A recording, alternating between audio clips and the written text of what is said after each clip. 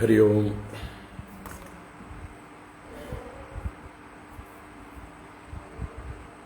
ഓം ശുക്ലാംബരധരം വിഷ്ണും ശശിവർണം ചതുർഭുജം പ്രസന്നവദനം ധ്യായേ സർവവിഘ്നോപശാന്തയേ.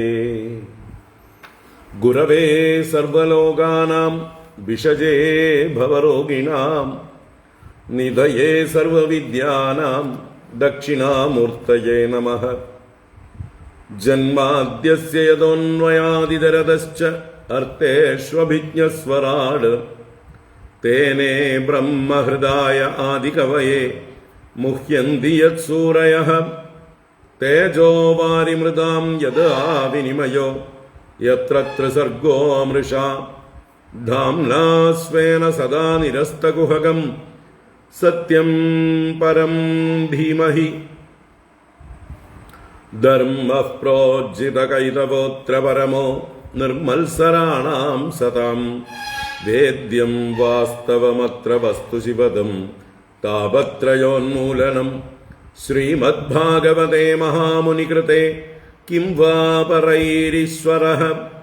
സദ്യോ ഹൃദ്യവരുദ്ധ്യതേത്ര കൃതിഭിഃ ശുശ്രൂഷുഭിസ്തൽക്ഷണാത്. നിഗമകൽപതരോർഗളിതം ബലം സുഖമുഖാദമൃതദ്രവസംയുതം പിബത ഭാഗവതം രസമാലയം മുഹുരഹോ രസികാ ഭുവി ഭാവുകാഃ. നാരായണം നമസ്കൃത്യ നരം ചൈവ നരോത്തമം ദേവീം സരസ്വതീം വ്യാസം തതോ ജയമുദീരയേത്. യം പ്രവ്രജന്തമനുപേതമപേതകൃത്യം ദ്വൈപായനോ വിരഹകാതര ആജുഹാവ. പുത്രേതി തന്മയതയാ തരവോഭിനേദുഃ തം സർവഭൂതഹൃദയം മുനിമാനതോസ്മി. യസ്വാനുഭാവമഖിലശ്രുതിസാരമേകം അധ്യാത്മദീപമതിതിതീർഷതാം തമോന്തം. സംസാരിണാം കരുണയാഃ പുരാണഗുഹ്യം തം വ്യാസസൂനുമുപയാമി ഗുരും മുനീനാം. മൂകം കരോതി വാചാലം പങ്കും ലംഘയതേ ഗിരിം യത്കൃപാതമഹം വന്ദേ പരമാനന്ദമാധവം.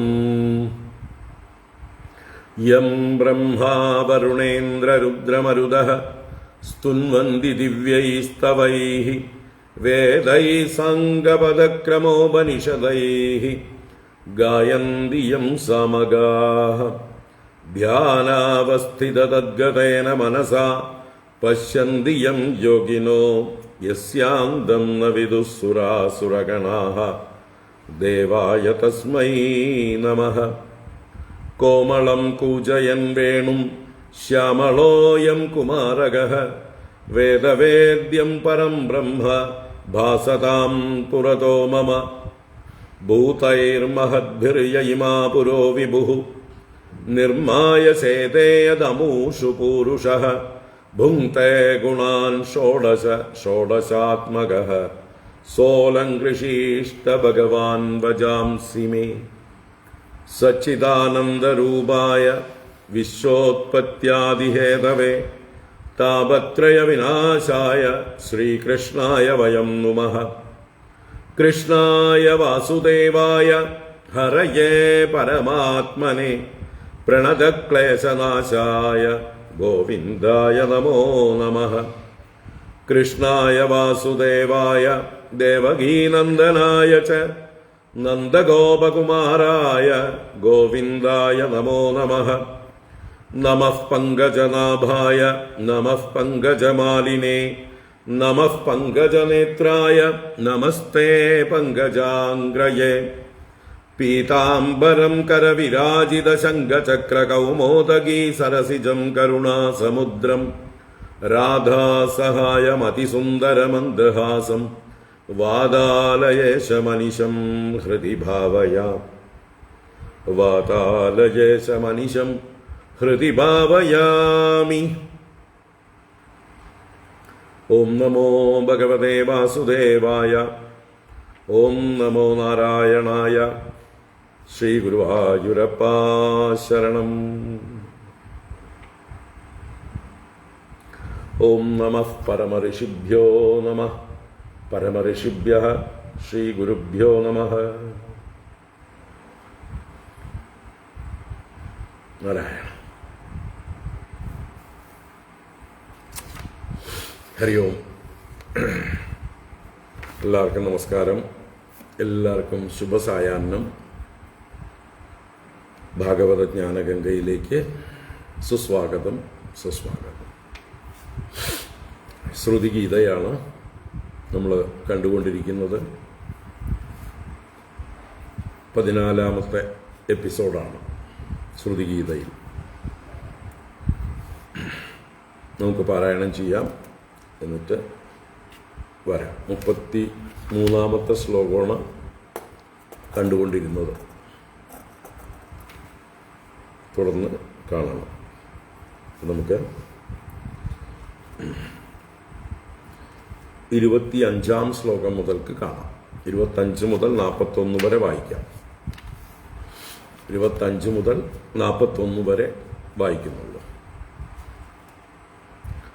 ഓം നമോ ഭഗവതേ വാസുദേവായ. അഥ ശ്രീമദ്ഭാഗവതേ ദശമസ്കന്ധേ ഉത്തരാർദ്ധേ സപ്താശീതിതമോऽധ്യായഃ. ശ്രുതയ ഊജുഃ. 25ാം ശ്ലോകം. ജനിമസദസ്സതോ മൃതിമുതാത്മനി യേ ച വിദാം വിപണമൃതം സ്മരന്ത്യുപദിശന്തിത ആരുപിതൈഃ. ത്രിഗുണമയഃ പുമാനിതി ഭിദായദബോധകൃതാ ത്വയി ന തതഃ പരത്ര സ ഭവേദവബോധരസേ. സദിവ മനസ്ത്രിവൃത്വയി വിഭാത്യസദാമനുജാദ് സദവിമൃശന്ത്യശേഷമിദമാത്മതയാത്മവിദഃ. ന ഹി വികൃതിം ത്യജന്തി കനകസ്യ തദാത്മതയാ സ്വകൃതമനുപ്രവിഷ്ടമിദമാത്മതയാ വസിതം. തവ പരിയേ ചരന്ത്യഖില സത്വനികേതതയാ തൗതപദാക്രമന്ത്യവിഗണയ്യ ശിരോ നിരുതേഃ. പരിവയസേ പശൂനിവ ഗിരാ വിബുധാനപിതാൻ ത്വയി കൃതസൗഹൃദാ ഖലു പുനന്തി നയേ വിമുഖാഃ. ത്വമകരണസ്വരാടഖില കാരകശക്തിധരഃ തവ ബലിമുദ്വഹന്തി സമദന്ത്യജയാ നിമിഷാഃ. വർഷഭുജോകിലക്ഷിതിപതേരിവ വിശ്വസൃജോ വിദദതി യത്ര യേ ത്വധികൃതാ ഭവതശ്ചകിതാഃ. സ്ഥിരചരജാതയസ്യു അജയോക്തനിമിത്തയുജോ വിഹര ഉദീക്ഷയാ യദി പരസ്യ വിമുക്തതതഃ. ന ഹി പരമസ്യ കശ്ചിദപരോ ന പരശ്ച ഭവേത് വിയത ഇവാപദസ്യ തവ ശൂന്യതുലാം ദദദഃ. അപരിമിതാ ധ്രുവാസ്തനുമൃതോ യദി സർവഗതാഃ തർഹി ന ശാസ്യതേതി നിയമോ ധ്രുവനേതരധാ. അജനിജയന്മയം തദവിമുച്യ നിയന്ത്ര് ഭവേത് സമമനുജാനതാം യദമദം മദദുഷ്ടതയാ. ന ഘടത ഉദ്ഭവ പ്രകൃതി പൂരുഷയോരജയോഃ ഉഭയയുജാ ഭവന്ത്യസുമൃതോ ജലബുദ്ബുദവത്. ത്വയി ത ഇമേ തതോ വിവിധനാമ ഗുണൈഃ പരമേ സരിത ഇവാർണവേ മധുനി ലില്യുരശേഷരസാഃ. നൃഷു തവ മായയാ ഭ്രമമമീശ്വവഗത്യ ഭൃശം ത്വയി സുധിയോ ഭവേദദതി ഭാവമനുപ്രഭവം. കഥമനുവർത്തതാം ഭവഭയം തവ യദ്ഭൃഗുഡിഃ സൃജതി മുഹുസ്ത്രിണേമിരഭവച്ചരണേഷു ഭയം. വിജിതഹൃഷീകവായുപിരദന്തമനസ്തുരകം യൈഹ യതന്തി യന്തുമതിലോലമുപായഗിതഃ. വ്യസനസദാന്വിതാഃ സമവഹായ ഗുരോശ്ചരണം വണിജ ഇവാജസന്ധ്യകൃതകർണധരാജലധൗ. സ്വജനസുതാത്മദാരധനധാമധരാസുരദൈഃ ത്വയി സതി കിം നൃണാം ശ്രയത ആത്മനി സർവരസേ. ഇതി സദജാനതം മിഥുനതോ രതയേ ചരതാം സുഖയതി കോന്മിഹ സ്വവിഹതേ സ്വനിരസ്തഭഗേ ഭുവി പുരുപുണ്യതീർത്ഥസദനാനി ഋഷയോ വിമദാഃ തൗദഭവൽപദംബുജഹൃദോ ഗപിതംഗ്രിജലാഃ ദദതി സകൃന്മനസ്ത്വയി യ ആത്മനി നിത്യസുഖേ ന പുനരുപാസത്തെ പുരുഷസാരഹരാവസധാൻ സത ഇദമുത്തിതം സദിതി ചേന്നനു തർക്കഹദം വ്യഭിചരതി ക്വച മൃഷാ ന തദോഭയയുക വ്യവഹൃദയേ വികൽപ ഇഷിതോന്ത പരമ്പരയാ ഭ്രമയതി ഭാരതീത ഉരുവൃത്തിവിരുക്തജടാൻ നയതിദമഗ്ര ആസന ഭവിഷ്യതോ നിധനാത് അനുമിതമന്തരാത്വയി വിഭാതി മൃഷൈകരസേ അത ഉപമീയത്തെ ദ്രവിണജാതി വികൽപപദൈഃ വിതത മനോവിലാസം ഹൃദമിത്യവയന്ത്യബുധാഃ സയദജയാ ത്വജാം അനുശയീത ഗുണാംശ്ച ജുഷൻ ഭജതി സരൂപതാം തദനു മൃത്യുമപേദഭഗഃ ത്വമുദജഹാസിതാം അഹിരിവ ത്വജമത്തഭഗോ മഹസി മഹീയശ്രേഷ്ഠഗുണിതേ പരിമേയഭഗഃ യതി ന സമുദ്ധരന്തി യതയോ ഹൃദി കാമജടാഃ ദുരധിഗമോ സതാം ഹൃദി ഗതോ സ്മൃതകണ്ഠമണിഃ അസുതൃപയോഗിനാം ഉഭയതോപ്യസുഖം ഭഗവൻ അനഭഗതാന്തകാത് അനതിരൂഢഭഗാത് ഭവതഃ ത്വദവഗമീന വേത്തി ഭവതുക്തശുഭാശുഭയോഃ ഗുണവിഗുണാന്വയാൻ തർഹി ദേഹഭൃതാം ച ഗിരഃ അനുയുഗമന്വഹം സഗുണ ഗീതപരമ്പരയാ ശ്രവണഭൃതോ യതസ്ത്വമപവർഗഗതിർമനുജൈഃ ദ്യുപദയ ഇവ തേന യയുരന്തമനന്തതയാ ത്വമഭിയതന്തരണ്ഡനിചയാനനുസാവരണാഃ കൈവരജാംസി വാന്തി വയസാ സഹയശ്രുതയഃ ത്വയി ഹി ബലന്ത്യതന്നിരസനേന ഭവന്നിധനാഃ. സർവത്ര ഗോവിന്ദനാമ സങ്കീർത്തനം. ഗോവിന്ദ ഗോവിന്ദ. നാരായണാഖില ഗുരോ ഭഗവൻ നമസ്തേ. നാരായണാഖില ഗുരോ ഭഗവൻ നമസ്തേ. നാരായണാഖില ഗുരോ ഭഗവൻ നമസ്തേ. നാരായണ.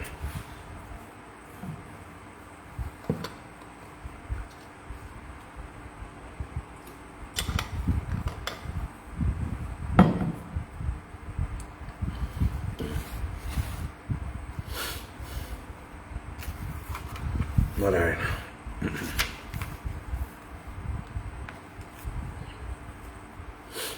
ഹരി ഓം. എല്ലാവർക്കും ഒരിക്കൽ കൂടെ നമസ്കാരം. എല്ലാവർക്കും ഭാഗവത ജ്ഞാനഗംഗയിലേക്ക് ഒരിക്കൽ കൂടെ സുസ്വാഗതം.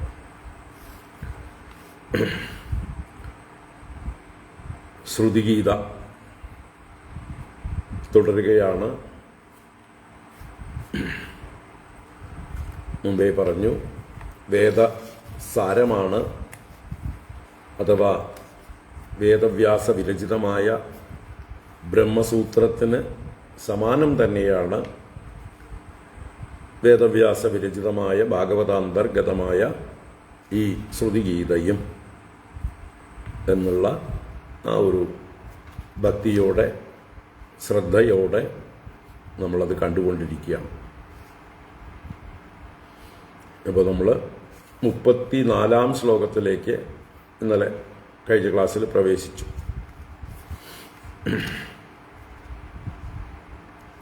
32, 33, 34 ശ്ലോകങ്ങളാണ് കഴിഞ്ഞ ക്ലാസ്സിൽ കണ്ടത്. 32-ാം ശ്ലോകത്തിൽ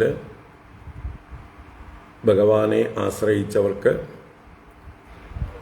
കാലഭയം ഇല്ല എന്നുള്ളതായിരുന്നു മുഖ്യമായിട്ടുള്ള ആശയം. ഭഗവാന്റെ മായ കൊണ്ടാണ് നരന്മാർക്ക് ഈ പ്രപഞ്ചത്തിൽ, ഈ നാമരൂപാത്മകമായ ജഗത്തിൽ സത്യത്വ ബുദ്ധി അഥവാ ഭ്രമം ഉണ്ടായിരിക്കുന്നത് എന്നാൽ വിവേകികളായിട്ടുള്ളവർ, സുധികളായിരിക്കുന്നവർ എപ്പോഴും ഭക്തിഭാവം കൊണ്ട്, ഭഗവാനിലുള്ള ഭക്തി കൊണ്ട് ഈ സത്യത്തെ അറിഞ്ഞുകൊണ്ടേയിരിക്കുന്നു. അങ്ങനെയുള്ളവർക്ക് അസത്തായ ഈ ലോകത്തിൻ്റെ നാശത്തിലോ അവനവൻ്റെ ശരീരനാശത്തിലോ ഭയമുണ്ടാകുന്നില്ല. കാരണം ഇത് സത്യമല്ല, ഇത് വെറും ഭ്രമം മാത്രമാണ് എന്നറിയുന്നവർക്ക് ഇതിൻ്റെ നാശം അതും ഭ്രമം തന്നെയാണ്. നാശം എന്നുള്ളതും ഒരു ഭ്രമമാണ്. ഉൽപ്പത്തിയും ഭ്രമമാണ്, അതിൻ്റെ പരിണാമങ്ങളും ഭ്രമത്തിലാണ്, അതിൻ്റെ നാശവും ഭ്രമമാണ്. ന ജായതേ നോ മ്രിയദേവാ കദാചിത് നായം ഭൂത്വാ ഭവിതാവാ ന ഭൂയഃ അജോ നിത്യഃ ശാശ്വതോയം പുരാണഃ ന ഹന്യതേ ഹന്യമാനേ ശരീരേ. ഈ സത്യം അവർക്ക് അറിയാം. തസ്യ കോ മോഹഃ ക ശോകഃ ഏകത്വം അനുപശ്യതഃ. എല്ലായിടത്തും ഏകമായ പരമ്പൊരുളിനെ ദർശിച്ചു കൊണ്ടിരിക്കുന്നവർക്ക് ശോകമോഹങ്ങൾ എവിടെ? സത്യം പരം ധീമഹി എന്ന് ഭാഗവതത്തെ ഉപാസിച്ചു കൊണ്ടിരിക്കുന്നവർക്കും അത് തന്നെയാണ് അവസ്ഥ ഉണ്ടാവേണ്ടത്. കാലഭയം ഉണ്ടാവരുത്. അല്ലേ? ഇത്രയും കാലം ഭാഗവതം കേട്ട് കേട്ട് കേട്ട് നമ്മൾക്ക് ഈ ഒരു കാര്യമാണ് നമ്മുടെ ഉള്ളിലും ഉറക്കേണ്ടത്. അപ്പോൾ ഈ ലോകത്തിൽ എന്തെല്ലാം സംഭവിച്ചാലും എല്ലാം ഒരു നാടകമായി, ഭ്രമമായി, സ്വപ്ന സമാനം എന്നൊക്കെ കാണാൻ കഴിയണം. വലിയ സീരിയസ്നെസ് ഒന്നും കൊടുക്കാനില്ല. തന്ത്രി അറസ്റ്റിലായാലും മന്ത്രി അറസ്റ്റിലായാലും MLA അറസ്റ്റിലായാലും ഒക്കെ നാടകം, അല്ലേ? ഇനിയും എന്തൊക്കെ സംഭവിക്കാനുണ്ട്, ഒക്കെ നാടകം. എല്ലാം ഈ പ്രപഞ്ചമേ ഭഗവാനാണ്, ഭഗവാന്റേതാണ്. ഇതിൽ നിന്ന് ആര് എന്ത് അപഹരിക്കാൻ, അല്ലേ? എവിടെ കൊണ്ടുപോകാൻ? പരമാർത്ഥത്തിൽ ആർക്കും ഒന്നും അപഹരിക്കാനും സാധ്യമല്ല, എവിടേക്കും കൊണ്ടുപോകാനും സാധ്യമല്ല. എല്ലാം ഭ്രമം ഭ്രമം ഭ്രമം. ഏത് കാര്യം എടുത്താലും ഭ്രമമാണ്. എല്ലാം തമാശയായിട്ട് കാണാൻ നമുക്ക് കഴിയട്ടെ. നമ്മളെല്ലാം ഉള്ളിൽ തമാശയായിട്ട് കാണുമ്പോഴും പുറത്ത് നന്നായിട്ട് നമ്മളും അഭിനയിക്കാം. ഈ നാടകത്തിൽ നമ്മൾക്കും എന്താ പറയുക, പങ്കാളികളാവാം.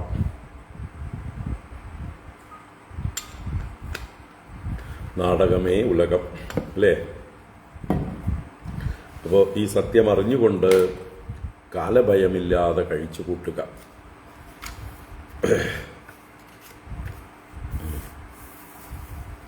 ഇനി ഈ സത്യം അറിയാത്തവരോ ഗുരുക്കന്മാരെ ആശ്രയിക്കുക. അതാണ് 33-ാം ശ്ലോകത്തിൽ പറഞ്ഞത്. ആ ഒരു ഈശ്വര പ്രാപ്തിക്കായിക്കൊണ്ട് അഥവാ സത്യസാക്ഷാത്കാരത്തിനായിക്കൊണ്ട് ഗുരുവിൻ്റെ അനിവാര്യതയെ സൂചിപ്പിച്ചു. മുമ്പിലത്തെ ശ്ലോകം ഭഗവാനെ ആശ്രയിച്ചവർക്ക് കാലഭയമില്ല എന്ന് പറഞ്ഞിട്ട് ആ ഭഗവാനെ ആശ്രയിക്കാൻ നമ്മൾക്ക് ഈ ഭഗവാനോട് ആഭിമുഖ്യം ഉണ്ടാവാൻ, ഭഗവാനോട് ഭക്തി ഉണ്ടാവാൻ അതിനെന്താ വഴിച്ചാൽ അതിന് ഗുരുവിൻ്റെ കൈപിടിച്ച് നടക്കണം. അപ്പോൾ ആ ഗുരുവിൻ്റെ അനിവാര്യതയാണ് 33-ാം ശ്ലോകത്തിൽ പറഞ്ഞത്. ഓരോരുത്തർ സ്വന്തം ഇന്ദ്രിയങ്ങളെയും മനസ്സിനെയും പ്രാണനെയും ഒക്കെ ബലാത്കാരേണ നിയന്ത്രിച്ച് ജയിച്ച് പലതരത്തിലുള്ള ഉപാസനകളിലൂടെ, സാധനകളിലൂടെ ഈശ്വരനെ പ്രാപിക്കാനായിക്കൊണ്ട് പ്രയത്നം ചെയ്യുന്നു. പക്ഷേ അതെല്ലാം അവർക്ക് ക്ലേശം ആണ് കൊടുത്തുകൊണ്ടിരിക്കുന്നത്. ഉപായഗിതഃ എന്ന് പറഞ്ഞവർ, ഉപായങ്ങളെ കൊണ്ട് ഖേദം മാത്രം അനുഭവിക്കുന്നവർ, ലക്ഷ്യം നേടാൻ കഴിയാതെ പലവിധ ഉപായങ്ങൾ ചെയ്ത് ഖേദിച്ചു കൊണ്ടിരിക്കുന്നവർ ഏതുപോലെയാണോ ഒരു കപ്പിത്താനില്ലാതെ വലിയ കടലിൽ മറുകര കാണാൻ ശ്രമിക്കുന്നത്. അതാണ് ഒരു കച്ചവടക്കാരൻ അല്ലെങ്കിൽ കച്ചവടക്കാർ അവരുടെ കച്ചവട ദ്രവ്യങ്ങളുമായി വലിയൊരു സാഗരം കടക്കാൻ ശ്രമിക്കുമ്പോൾ നല്ല കപ്പലും വേണം, നല്ല കപ്പിത്താനും വേണം. ഇപ്പോൾ കപ്പിത്താനില്ലാത്ത കപ്പലിൽ കയറിയിട്ട് കാര്യമില്ല. അതുപോലെയാണ് അകൃത കർണധരാഹ വണിജഃ ജലധൗ ഇവ. കർണധാരന്മാരെ നിയമിക്കാതെ, അവരെ ആശ്രയിക്കാതെ ഉള്ള വണിക്കുകൾ ജലധിയിൽ എപ്രകാരമാണോ മുങ്ങിപ്പോകുന്നത്, ലക്ഷ്യത്തിലെത്താതിരിക്കുന്നത്, അതുപോലെയാണ് സ്വയം പ്രയത്നം ചെയ്യുന്നവർ. അതുകൊണ്ട് തദ്വിജ്ഞാനാർത്ഥം സ ഗുരുമേവാഭിഗച്ഛേത് സമിത്പാണിഹി ശ്രോത്രിയം ബ്രഹ്മനിഷ്ഠം. തദ്വിദ്ധി പ്രണിപാതേന പരിപ്രശ്നേന സേവയാ ഉപദേക്ഷ്യന്തി തേ ജ്ഞാനം ജ്ഞാനിനഃ തത്വദർശിനഃ. ഇങ്ങനെ വിവിധ ശ്രുതിസ്മൃതികളിലെല്ലാം നമ്മൾക്ക് മാർഗദർശനം നൽകപ്പെട്ടിരിക്കുന്നു. പിന്നീട് 34-ാം ശ്ലോകം നമ്മൾ കണ്ടു. ഈശ്വരനെ ആശ്രയിച്ചവർക്ക് മറ്റ് ഭൗതിക സുഖങ്ങളിൽ ആസക്തിയില്ലാതെയാവുന്നു. ഭൗതിക സുഖങ്ങളുടെ ആവശ്യകത അവർക്ക് തോന്നുന്നില്ല. കാരണം ആനന്ദസ്വരൂപനായ ഭഗവാനെ അനുഭവിച്ചു കൊണ്ടിരിക്കുമ്പോൾ അനിത്യവും അസുഖവുമായിട്ടുള്ള ഈ ലോകം എന്തിന്? ഈ ലോകം എന്തിനെ ആശ്രയിച്ചാലും അത് അനിത്യമാണ്. അതിന് നിത്യമായിട്ടുള്ള സുരക്ഷിതത്വം നൽകാൻ കഴിവില്ല. അതിന് സുഖം തരാനുള്ള കഴിവ് ഒട്ടും ഇല്ല. ലോകത്തിലുള്ള വസ്തുക്കളൊക്കെ ജഡങ്ങളാണ്. അവയ്ക്ക് സ്വയം സുഖം തരാനുള്ള കഴിവ് ഇല്ല. സുഖമെന്നുള്ളത് വസ്തുനിഷ്ഠമല്ല, അത് ആത്മനിഷ്ഠമാണ്. നമ്മൾ കൽപ്പിക്കുന്നതാണ് വിഷയങ്ങളിലുള്ള സുഖം. നമ്മൾ എന്ത് ശക്തി അവയ്ക്ക് കൊടുക്കുന്നുവോ അത് മാത്രമേ അവയ്ക്ക് ഇങ്ങോട്ട് തരാൻ കഴിയുള്ളൂ. നമ്മൾ എത്ര സുഖം ഒരു വസ്തുവിൽ കൽപ്പിക്കുന്നുവോ അത്രമാത്രം സുഖമേ ആ വസ്തുവിന് ഇങ്ങോട്ട് തരാൻ കഴിയുള്ളൂ.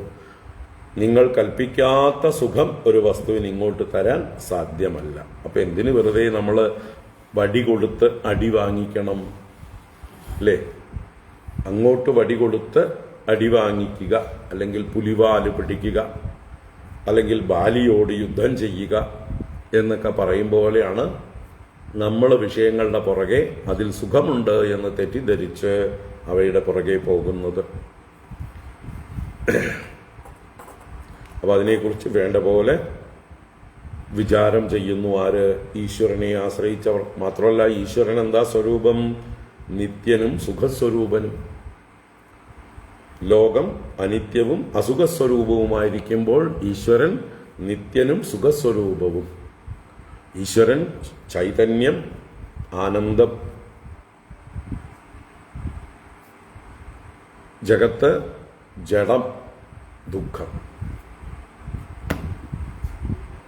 ദുഃഖം എന്നുള്ളത് അർത്ഥമാക്കുന്നത് പരിമിതം. ലോകത്തിന് സ്വയം നമ്മൾക്ക് വിഷമം നൽകാനോ സന്തോഷം നൽകാനോ കഴിവില്ല. ആ സന്തോഷത്തെയാണ് നമ്മൾ സുഖം എന്ന് പറയുന്നത്, ആ വിഷമത്തെയാണ് ദുഃഖം എന്ന് വിളിക്കുന്നത്. ദുഃഖം എന്നുള്ള വാക്കിൻ്റെ ശരിയായ അർത്ഥം പരിമിതി എന്നാണ്. അതിനതിൻ്റേതായിട്ടുള്ള പരിമിതികൾ ഉണ്ട്. ഓരോ വസ്തുവും പരിമിതങ്ങളാണ്. അതിനെ ഓരോ ആവശ്യങ്ങൾക്ക് നമുക്ക് ഉപയോഗിക്കാം. നമ്മുടെ ഭൗതികമായ ഓരോരോ ആവശ്യങ്ങൾക്ക് ഓരോ അതാത് വിഷയങ്ങളെ തന്നെ ഉപയോഗിക്കണം. മാറി ഉപയോഗിച്ചാലോ വിപരീത ഫലമാണ്. എല്ലാ വിഷയത്തിലും സുഖരിക്കുന്നില്ല, അപ്പോൾ ഒന്നിനു പകരം മറ്റൊന്ന് ഉപയോഗിച്ചാൽ എന്താ എന്നാണെങ്കിൽ അത് സംഭവിക്കില്ല. ഇതിന് പകരം മറ്റൊന്ന് ആവില്ല എന്ന് പറയുക. അപ്പം അതുകൊണ്ട് ആ സത്യം മനസ്സിലാക്കുന്നു ഭഗവാനിൽ ഭക്തിയുള്ളവർ. അവരുടെ ഹൃദയം സത്വഗുണം കൊണ്ട് തെളിഞ്ഞിരിക്കുന്നു. അവരുടെ ബുദ്ധിക്ക് നല്ല പ്രകാശമുണ്ടായിരിക്കുന്നു. അതുകൊണ്ട് അവർക്ക് നല്ല വകതിരിവ് ഉണ്ടായിരിക്കുന്നു.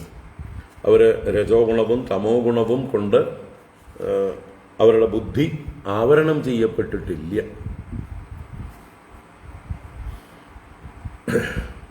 വിദ്യാമായ അവിദ്യാമായയെ അകറ്റി അവർക്ക് മോക്ഷം നൽകുന്നു.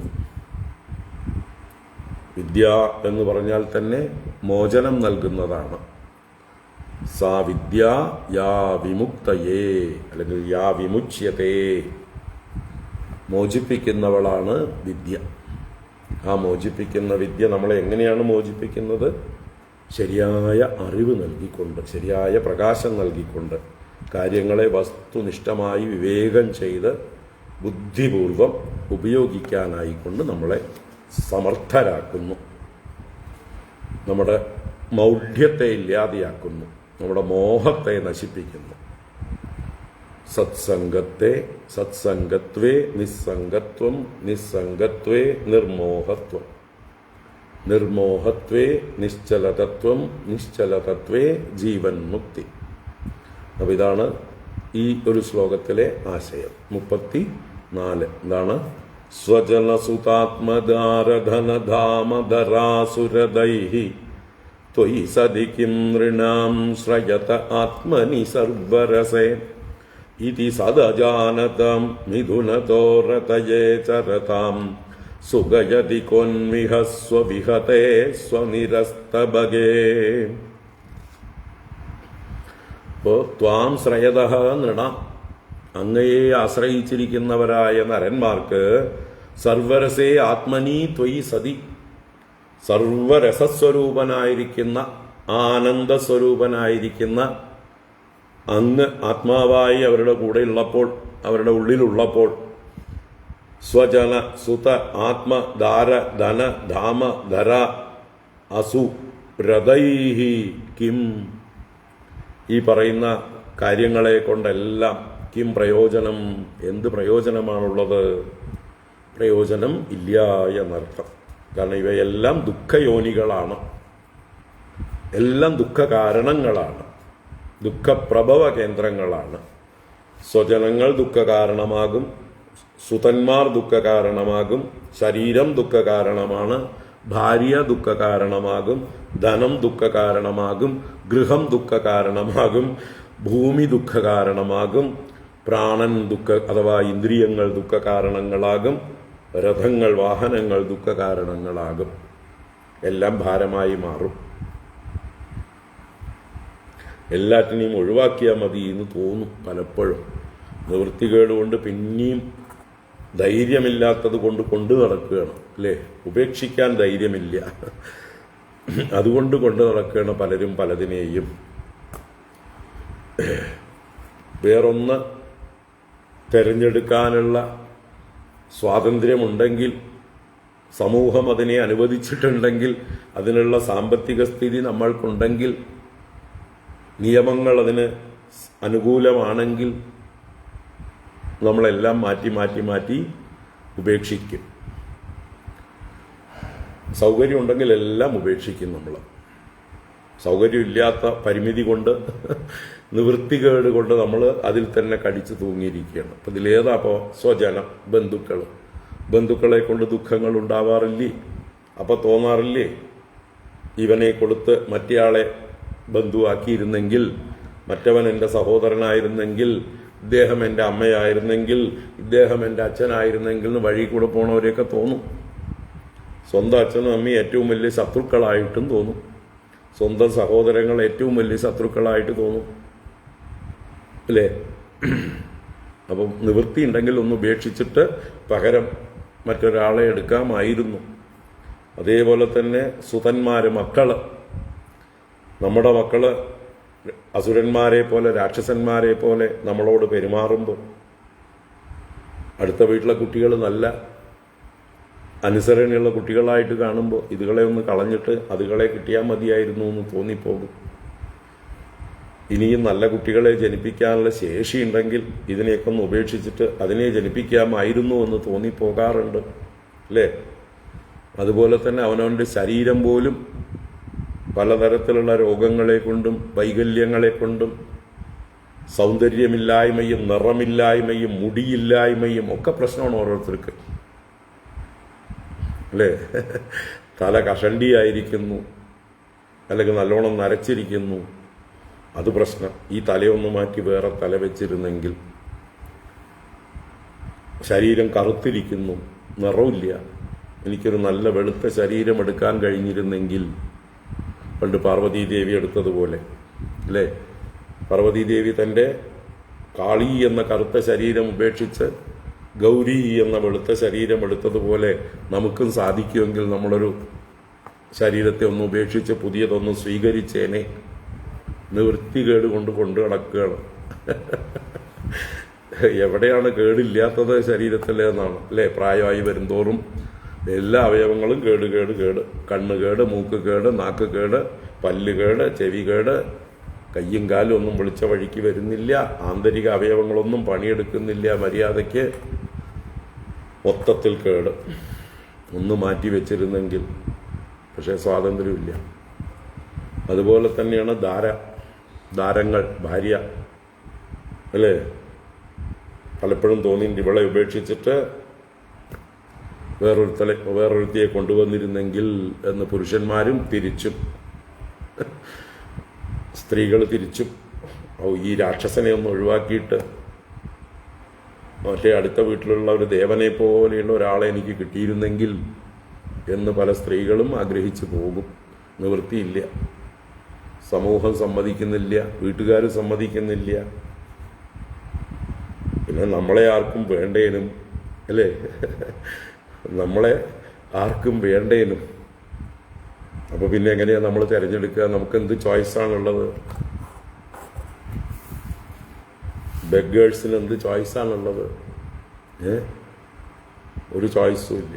അനുഭവിക്കുക തന്നെ. അതുപോലെ തന്നെയാണ് ധനം. എത്ര ഉണ്ടായാലും മതിയാവില്ല. ധാമം, ഗൃഹം, കഷ്ടപ്പെട്ട് സ്വപ്നം കണ്ട് ഒരു വീട് കെട്ടും, കുറച്ച് കഴിയുമ്പോൾ മടുക്കും.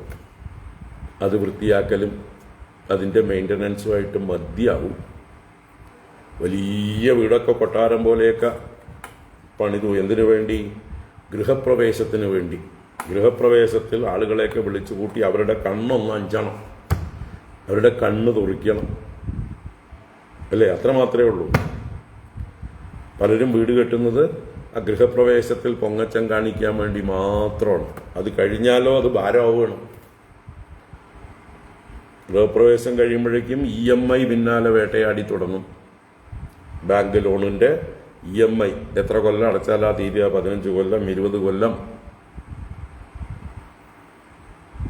ഇത് മെയിൻറ്റെയിൻ ചെയ്യാനോ അവിടെ പൊട്ടി, ഇവിടെ പൊട്ടി, അവിടെ ചോർന്നു, ഇവിടെ ഒലിച്ചു, അവിടെ നരച്ചു, വിള്ളലുകൾ, ഇങ്ങനെ പലതും വന്ന് അതിന് റിപ്പയർ ചെയ്തുകൊണ്ടേയിരിക്കണം.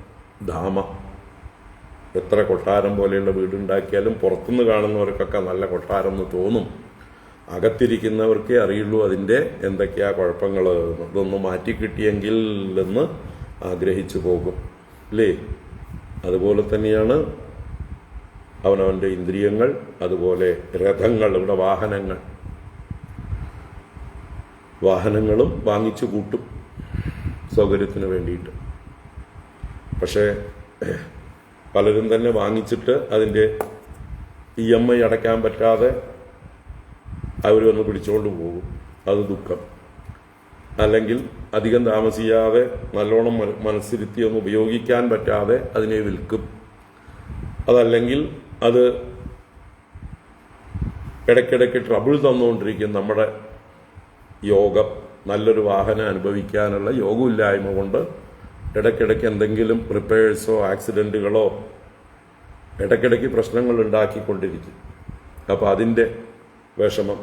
അങ്ങനെ ആശിച്ചു വാങ്ങിയ വാഹനത്തെ 6 മാസമോ 1 വർഷമോ കഴിയുമ്പോൾ പരസ്യം കൊടുക്കുകയും ഫോർ സെയിൽ, എനിക്ക് വേണ്ട, ഇത്ര കിലോമീറ്ററേ ഓടിയിട്ടുള്ളൂ, 4000 കിലോമീറ്ററേ ഓടിയിട്ടുള്ളൂ, അല്ലെങ്കിൽ 10000 കിലോമീറ്ററേ ഓടിയിട്ടുള്ളൂ, ഷോറൂം കണ്ടീഷൻ, ഇതാ വിൽപ്പനയ്ക്ക്. അപ്പോൾ ഏതോ ഒരു പൊട്ടൻ ഇത് വന്ന് വാങ്ങിക്കും. ആ പൊട്ടന് ഇത് നല്ലതാണ് എന്നുള്ള ശോഭന അധ്യാസം അവൻ്റെ തലയിൽ. അതുണ്ടാക്കാൻ വേണ്ടിയിട്ടുള്ള പരസ്യങ്ങളും ഉണ്ടാവും അല്ലേ. ഇത് നല്ലതാണ്, നല്ല കണ്ടീഷനാണ്, ഇതിൻ്റെ ആ ഫിറ്റിംഗ് ഉണ്ട്, ഈ ഫിറ്റിംഗ് ഉണ്ട്, അഡീഷണൽ ആയിട്ട് ഇന്നതൊക്കെ ചെയ്തിട്ടുണ്ട്, അതുകൊണ്ട് നിങ്ങൾ വാങ്ങിച്ചോളൂ, നിങ്ങൾക്ക് ഗുണമാണ് എന്ന് പറഞ്ഞിട്ട് പൊട്ടന്മാരെ മയക്കാൻ വേണ്ടിയിട്ടുള്ള പരിപാടികൾ. അപ്പോൾ അവർ ഓടി വന്ന് ഇത് വാങ്ങിച്ചു. അപ്പോൾ അവൻ്റെ തലയിലായി ഈ ഭാരം. അങ്ങനെ നോക്കിയാൽ ഈ ലോകത്തിലെ എല്ലാം ദുഃഖയോനികളാണെന്ന് ഭഗവാൻ ഗീതയിൽ വ്യക്തമായിട്ട് പറഞ്ഞിട്ടുണ്ട്. മാത്രാ സ്പർശാസ്തു കൗന്ദേയ ശീതോഷ്ണ സുഖദുഃഖദാഹ ആഗമാപായിനോ അനിത്യാഹ താൻ തിദിക്ഷസ്വ ഭാരത. എന്താണ്? ദുഃഖയോനയ ഏവത്തെ നതേഷു രമതേ ബുധഃ എന്നും ഭഗവാൻ പറയും.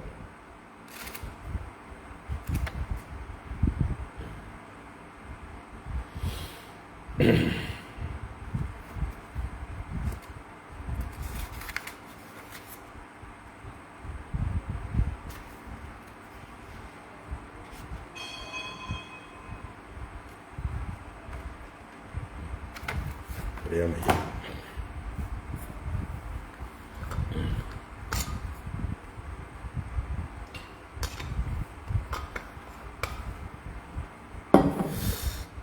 അപ്പൊ ബുദ്ധിമാന്മാരായിട്ടുള്ളവർ ദുഃഖയോനികളായ ഈ ലോകത്തിലെ ഒരു വിഷയത്തിലും ഭ്രമിക്കുന്നില്ല.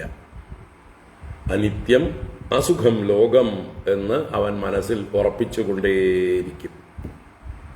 മനസ്സി വിചിന്തയ വാരം വാരം. ഇതാണ് ആചാര്യന്മാരൊക്കെ നമ്മളോട് പറഞ്ഞു തരുന്നത്. അർത്ഥമനർത്ഥം ഭാവയ നിത്യം നാസ്തി തദസുഖലേശ സത്യം പുത്രാദപി ധനഭാജാം ഭീതി സർവത്രൈഷാ വിഹിതാരീതി. ഏഷാ രീതി സർവത്ര വിഹിതാ.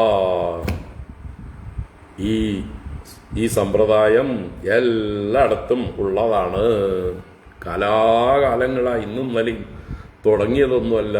ലോകം ഉണ്ടായ കാലം മുതൽക്ക് തന്നെ ഈ പ്രശ്നങ്ങളൊക്കെ ഉണ്ട്.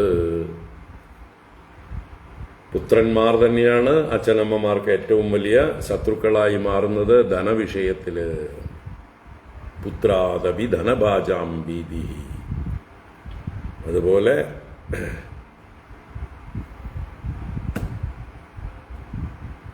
കാമിനി വിഷയത്തിൽ ഭ്രമിക്കാതിരിക്കുക. ഏതൻ മാംസവസാദി വികാരം മനസ്സി വിചിന്തയ വാരം വാരം. നാരീസ്തനഭര നാഭീ ദേശം ദൃഷ്ട്വാ മാഗാ മോഹാവേശം ഏതൻ മാംസവസാദി വികാരം മനസ്സി വിചിന്തയ വാരം വാരം. മനസ്സി വാരം വാരം വിചിന്തയ, നിരന്തരം ചിന്തിച്ചാലും.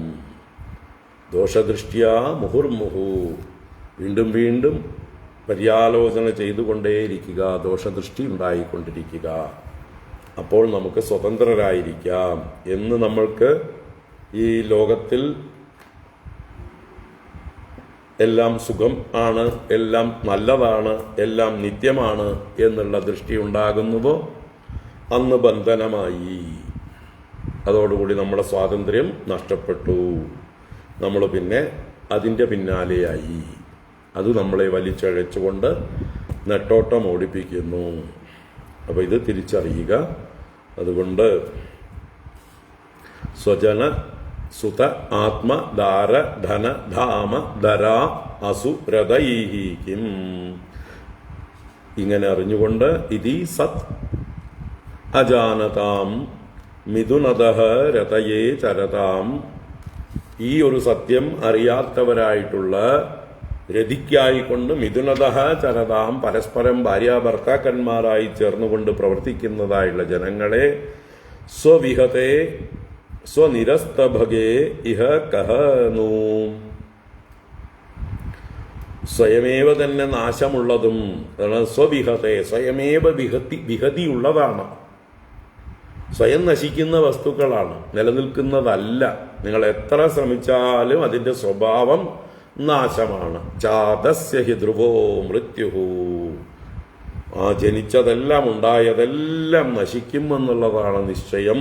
അതുകൊണ്ട് നിങ്ങൾ എത്ര അതിനെ എങ്ങനെയൊക്കെ എന്താ പറയുക നിർത്താൻ ശ്രമിച്ചാലും it will not stay back. സ്വവിഹതേ സ്വനിരസ്തഭഗേ. വാസ്തവത്തിൽ അതിൽ ഭഗങ്ങളൊന്നും തന്നെ ഇല്ല.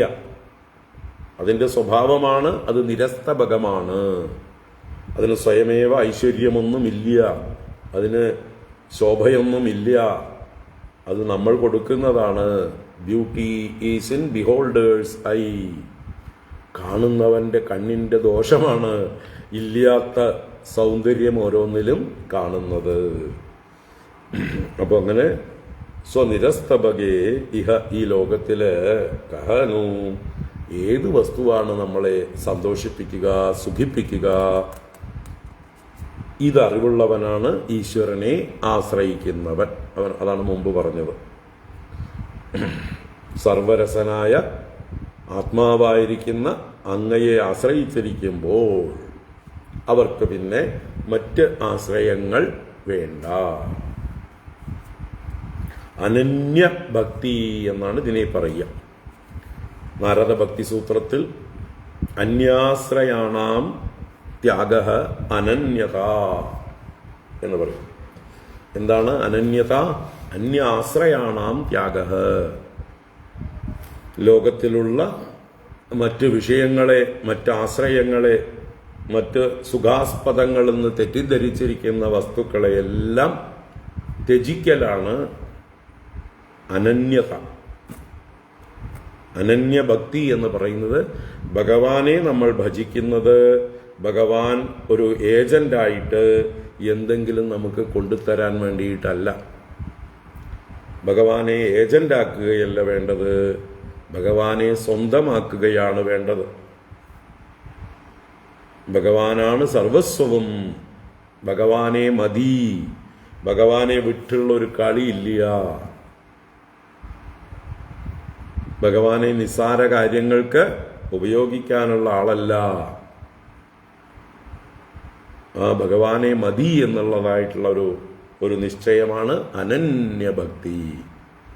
അങ്ങനെ ആരാണോ അനന്യഭക്തിയോടെ എന്നെ ഭജിക്കുന്നത് അവർക്ക് ആവശ്യമുള്ളതെല്ലാം ഞാൻ കൊടുക്കുന്നു. അനന്യാസ് ചിന്തയന്തോ മാം യേ ജനാഃ പര്യുപാസതേ തേഷാം നിത്യാഭിയുക്താനാം യോഗക്ഷേമം വഹാമ്യഹം.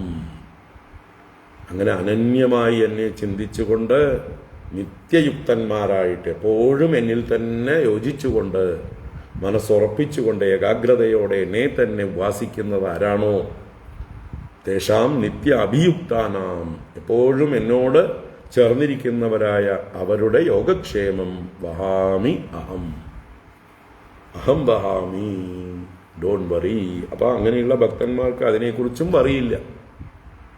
ശരി, ഭൗതിക വിഷയങ്ങൾ, ലക്ഷറികൾക്ക് ആഗ്രഹമില്ല, കാമങ്ങൾക്ക് ആഗ്രഹമില്ല.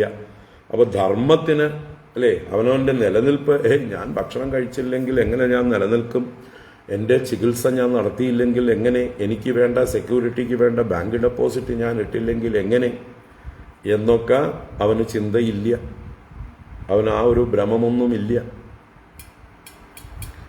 എനിക്ക് വേണ്ടത് വേണ്ടപ്പോൾ എൻ്റെ പ്രാരബ്ധം, എൻ്റെ കർമ്മഫലം ഈശ്വരൻ പ്രസാദമായി കൊണ്ടുതരും.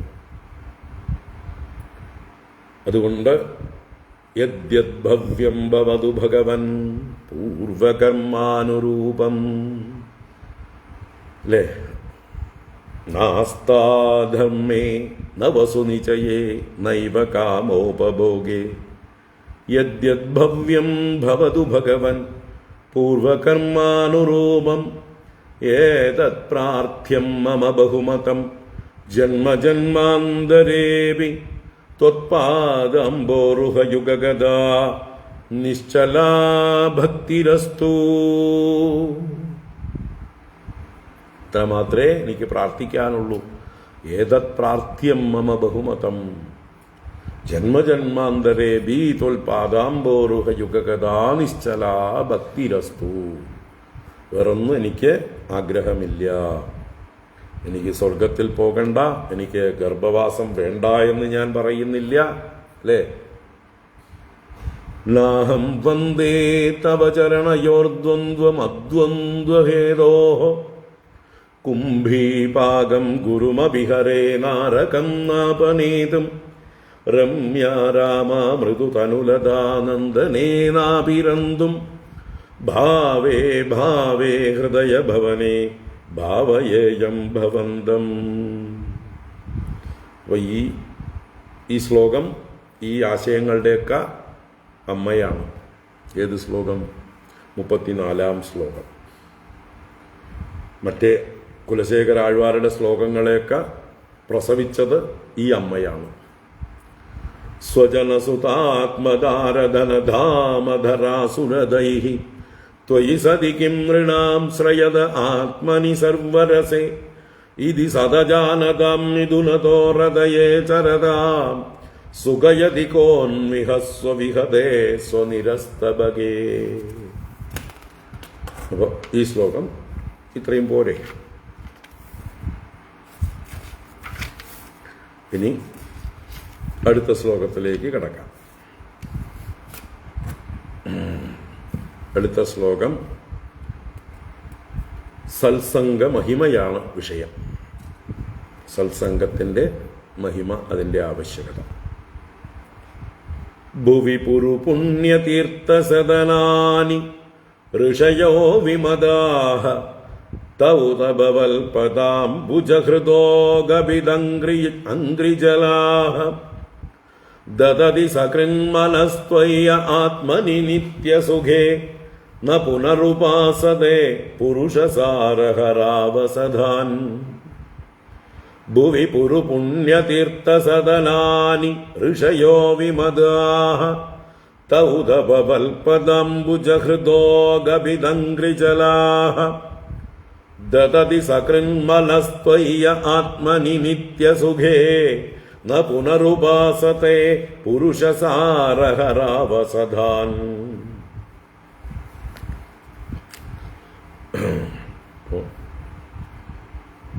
ഇവിടെ ഒന്നാമത്തെ വരിയില് ഭുവി പുരുപുണ്യതീർത്ഥസദനാനി ഋഷയോ വിമദാഃ. അവിടെ താ എന്നുള്ളത് തേ എന്നാണ്. തേ എന്നുള്ളത് സന്ധി വന്ന് ഉത എന്നുള്ള ശബ്ദം വന്നപ്പോൾ ത ആയതാണ്. തേ ഉത ഭവൽപദാംബുജഹൃദഃ അഗഭിദംഗ്രിജലാഃ ദദതി സകൃത്ത മനഃ ത്വയി യേ ആത്മനി നിത്യസുഖേ. അവിടെയും യേ ആണ് സന്ധി വന്ന് യ ആയത്. യേ ആത്മനി നിത്യസുഖേ ന പുനഃ ഉപാസതേ പുരുഷസാരഹരാവസധാൻ. പുരുഷസാരഹര ആവസധാൻ ന ദദതി, അല്ല ന സേവത്തെ ന പുനഃ ഉപാസത്തെ. അപ്പോ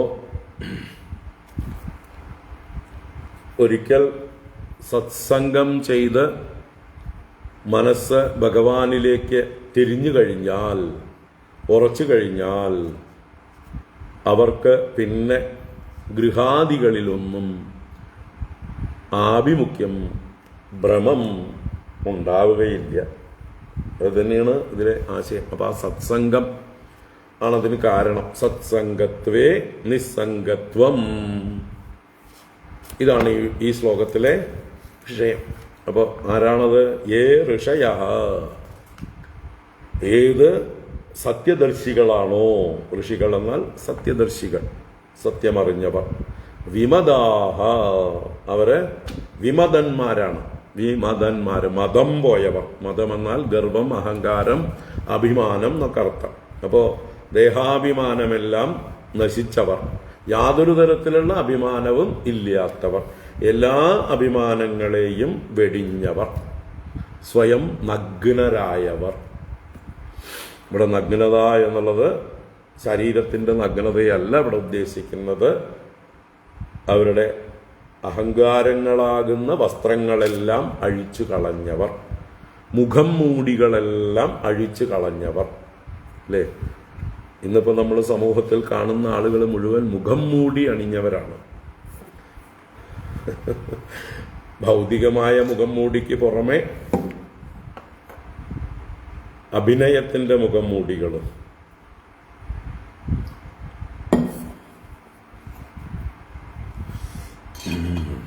ആഹാര്യം, ആംഗികം, വാചികം, എല്ലാ തരത്തിലുള്ള വേഷം കെട്ടലുകളാണ് ആളുകളുടെ, അല്ലേ?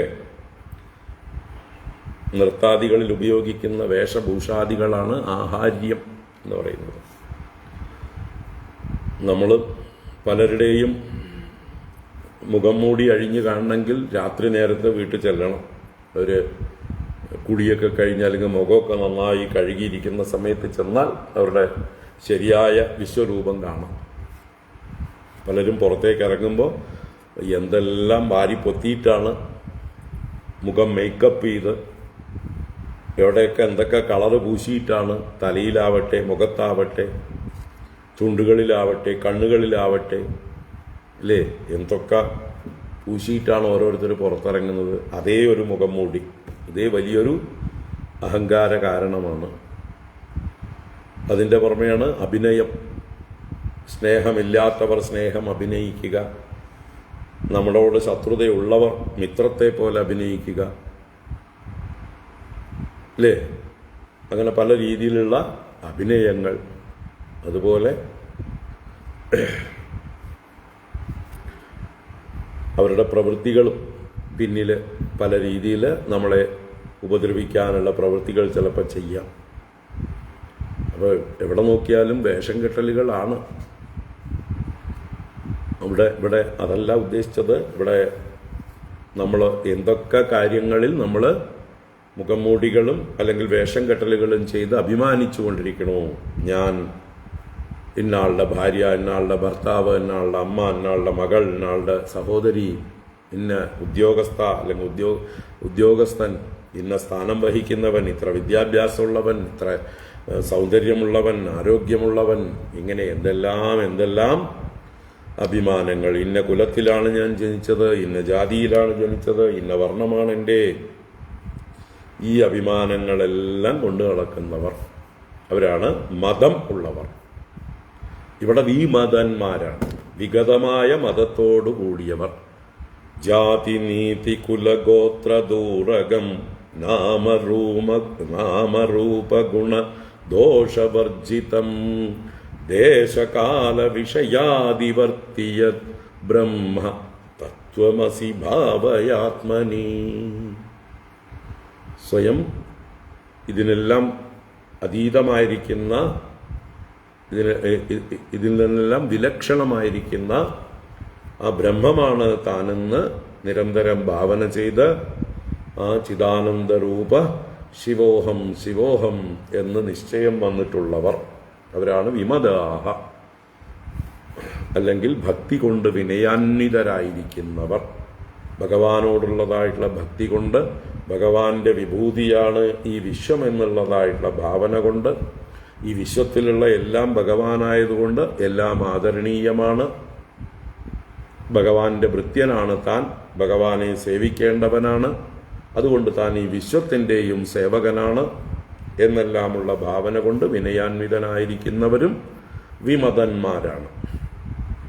അപ്പം അങ്ങനെ ഏ ഋഷയഃ വിമതാഹ, ഏത് ഋഷികളാണോ മതമില്ലാത്തവർ, അഹങ്കാരം ലേശമില്ലാത്തവർ, ഭവൽ പദാംബുജഹൃദഃ, ഭവൽ പദാംബുജഹൃദഃ, അവരുടെ ഹൃത്തിൽ ഭഗവാന്റെ പാദകമലമാണ് ഉറച്ചിരിക്കുന്നത്. ഭഗവാന്റെ പാദത്തെ തന്നെ നിരന്തരം ധ്യാനിച്ചു കൊണ്ടിരിക്കുന്നു. അങ്ങനെയുള്ളവർ തേ അഗഭിദംഗ്രിജലാഹ, അവർ സ്വയം അഗഭിദംഗ്രിജലാഹ, അവർ തീർത്ഥപാദന്മാരാണ് എന്നർത്ഥം. അവരുടെ അംഗ്രിജലം, പാദതീർത്ഥം അഗഭിത്താണ്. അഗഭിത്ത് പാപത്തെ നശിപ്പിക്കുന്നത്. അപ്പൊ പാപത്തെ നശിപ്പിക്കുന്ന പാദതീർത്ഥത്തോടുകൂടിയവരാണ് ഈ ഭഗവാനെ ഹൃദയത്തിൽ കൊണ്ടു നടക്കുന്നവർ. എപ്പോഴും ഭഗവാനെ ഹൃദയത്തിൽ ധ്യാനിച്ചുകൊണ്ട് നടക്കുന്ന ഈ വിമതന്മാരായ ഋഷികൾ, അവരുടെ പാദങ്ങൾ തീർത്ഥപാദങ്ങളാണ്. അവർ തീർത്ഥപാദന്മാരാണ്. തീർത്ഥീകുറുവന്തി തീർത്ഥാനി, അവരാണ് തീർത്ഥങ്ങളെ തീർത്ഥങ്ങളാക്കുന്നത്. അങ്ങനെ അവർ തേ അകപിതംഗ്രിജലാഹ ഉത അങ്ങനെയൊക്കെ ആണെങ്കിലും അവർ സ്വയം തീർത്ഥപാദന്മാരാണെങ്കിലും ഭുവി പുരുപുണ്യതീർത്ഥ സദനാനി ഉപാസത്തെ. ഭുവി ഈ ലോകത്തില് ഭൂമിയില് പുരുപുണ്യതീർത്ഥ സദനാനി ഉപാസത്തെ. പുരു എന്ന് പറഞ്ഞാൽ ബഹു അനേകം അല്ലെങ്കിൽ വലുതായിരിക്കുന്ന പുണ്യതീർത്ഥ സദനാനി ഉപാസത്തെ. പുണ്യതീർത്ഥ സദനങ്ങളെ സ്ഥാനങ്ങളെ അവർ ഉപാസിക്കുന്നു എന്ന് വെച്ചാലോ അവർ തീർത്ഥസ്ഥാനങ്ങളിൽ വസിക്കുന്നു. എന്തിനാ? തീർത്ഥസ്ഥാനങ്ങളാകുമ്പോൾ സജ്ജനങ്ങൾ ധാരാളം ഉണ്ടാകും. ആ സജ്ജനങ്ങളുമായിട്ടുള്ള സംഘത്തിന് വേണ്ടിയിട്ടാണ് തീർത്ഥസ്ഥാനങ്ങളെ സേവിക്കുന്നത്. സ്വയം അവര് തീർത്ഥപാദന്മാരാണ്, അവര് സജ്ജനങ്ങളാണ്, അവരെ ആർക്കും ആശ്രയിക്കാവുന്നവരാണ്. എങ്കിലും അവരെന്ത് ചെയ്യുന്നു? ഇതുപോലെയുള്ള മഹാതീർത്ഥങ്ങളിൽ വസിച്ചുകൊണ്ട് മറ്റ് മഹാപുരുഷന്മാരുമായി സത്സംഗം ചെയ്തുകൊണ്ട് കഴിച്ചു കൂട്ടുന്നു. എന്തുകൊണ്ട്? അവർക്ക് ഏതു തരത്തിലുള്ള ച്യുതിയും ഉണ്ടാവാതിരിക്കാൻ. സത്സംഗം ചെയ്തുകൊണ്ടിരുന്നാൽ മറവി ഉണ്ടാവില്ല, പായല് പിടിക്കില്ല, കുളവാഴ മൂടില്ല, ഇല്ലേ? ജലാശയത്തില് എപ്പോഴും ആളുകൾ ഇറങ്ങി കുളിച്ചുകൊണ്ടിരുന്നാൽ എങ്ങനെയാണോ കുളവാഴ നീങ്ങിപ്പോകുന്നത്, അതുപോലെയാണ് സത്സംഗം ചെയ്തുകൊണ്ടിരിക്കുന്നവരുടെ ബുദ്ധിയിൽ രജോ ഗുണ തമോ ഗുണങ്ങളാകുന്ന കുളവാഴ ബാധിക്കാതിരിക്കുന്നത്. എപ്പോഴും അത് നീങ്ങിക്കൊണ്ടേയിരിക്കും. അപ്പോൾ ഈ മഹാപുരുഷന്മാർ, ഈ മഹാത്മാക്കൾ സ്വയം തീർത്ഥപാദന്മാരായിരുന്നിട്ടും ഭുവി പുരുപുണ്യതീർത്ഥ സദനാനി ഉപാസത്തെ. അങ്ങനെയുള്ള ഏ നിത്യസുഖേ ആത്മനി ത്വയി സകൃത് മനഃ ദദതി. യാവരാണോ, ഏതാളുകളാണോ നിത്യസുഖേ ആത്മനി ത്വയി, നിത്യസുഖസ്വരൂപനായ ആത്മാവായിരിക്കുന്ന അങ്ങയിൽ, എല്ലാവരുടെയും ആത്മാവായിരിക്കുന്ന അങ്ങയിൽ സകൃത് മനഃ ദദതി, ഒരിക്കലെങ്കിലും മനസ്സിനെ ധാരണ ചെയ്യുന്നത്, ധരിക്കുന്നത്, ഉറപ്പിക്കുന്നത്, ഒരിക്കലെങ്കിലും ഭഗവാനെ മനസ്സുകൊണ്ട് ധ്യാനിക്കുന്നത്. തേ പുനഃ പുരുഷസാരഹരാവസദാൻ ന സേവതേ ന ഉപാസത്തെ. അവര് പുരുഷസാരഹര ആവസദാൻ, ആവസദാൻ എന്ന് പറഞ്ഞാൽ ആ വസതികൾ തന്നെയാണ്, വാസസ്ഥാനങ്ങൾ, ഗൃഹങ്ങൾ. അപ്പൊ കൂപങ്ങൾ അല്ലേ, പൊട്ടക്കിണറുകൾ, അന്ധകൂപങ്ങൾ. പ്രഹ്ലാദന്റെ ഭാഷയിൽ പ്രഹ്ലാദൻ ആദ്യം ഹിരണ്യകശിപു ഗുരുകുലത്തിൽ നിന്ന് വന്ന പ്രഹ്ലാദനോട്, മോനെ നീ ഇത്രയും കാലം പഠിച്ചതിൽ വെച്ച് ഉത്തമമായത് എന്താണെന്ന് പറയൂ എന്ന് ചോദിച്ചപ്പോൾ പറഞ്ഞത് എന്താണ്? അച്ഛൻ പൊട്ടക്കിണറായ ഗൃഹത്തെ ഉപേക്ഷിച്ച് വനത്തിൽ ചെന്ന് ഹരിയെ ഭജിക്കൂ. അല്ലേ?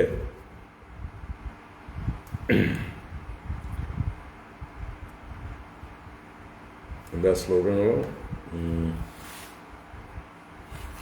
വനംഗതോ യത് ഹരിമാശ്രയേത എന്ന് പറയും. ഇല്ല, ഇത് രണ്ടാം ഭാഗമാണ്, ഒന്നാം ഭാഗത്തിലാണ്. വനത്തിൽ ഗമിച്ച് ഹിത്വാന്തകൂപം ഗൃഹം, അന്ധകൂപമായ ഗൃഹത്തെ ഉപേക്ഷിച്ചിട്ട് വനംഗതോ യത് ഹരിമാശ്രയേത, വനത്തിൽ ചെന്ന് ഹരിയെ ആശ്രയിക്കൂ അച്ഛാ എന്ന് പറയുന്നുണ്ട്. അപ്പൊ അതുപോലെ ഇവിടെ ഭഗവാനെ ഒരിക്കലെങ്കിലും ഭജിച്ച് മനസ്സുറപ്പിച്ചതായിട്ടുള്ള ഒരാള് പുരുഷസാരഹര ആവസദാൻ, പുരുഷന്റെ സാരത്തെ ഹരിക്കുന്നതാണ്. പുരുഷന്റെ സാരത്തെ ഹരിക്കുക എന്ന് പറഞ്ഞാൽ എന്താ? അവന്റെ ശക്തിയെ, ബലത്തെ അപഹരിക്കുന്നതാണ്. ഒരു പുരുഷൻ ഗൃഹത്തിൽ വസിക്കും തോറും അവന്റെ ശക്തി ചോർന്നു പോവുകയാണ്. ഭാര്യയും മക്കളും ഒക്കെ അവന്റെ എല്ലാ തരത്തിലുള്ള പൗരുഷത്തെയും നശിപ്പിച്ചുകൊണ്ടേയിരിക്കും. അവന്റെ ശക്തിയെ ഊറ്റി കുടിച്ചുകൊണ്ടിരിക്കും. സത്യം പറയുമ്പോൾ സത്യം പറയണ്ടേ അല്ലേ? അവിടെ പിന്നെ യാതൊരു തരത്തിലുള്ള കോംപ്രമൈസും ഇല്ല. എല്ലാ ഗൃഹത്തിലും അല്ല കേട്ടോ, എക്സംഷൻസ് ഉണ്ടാവാം.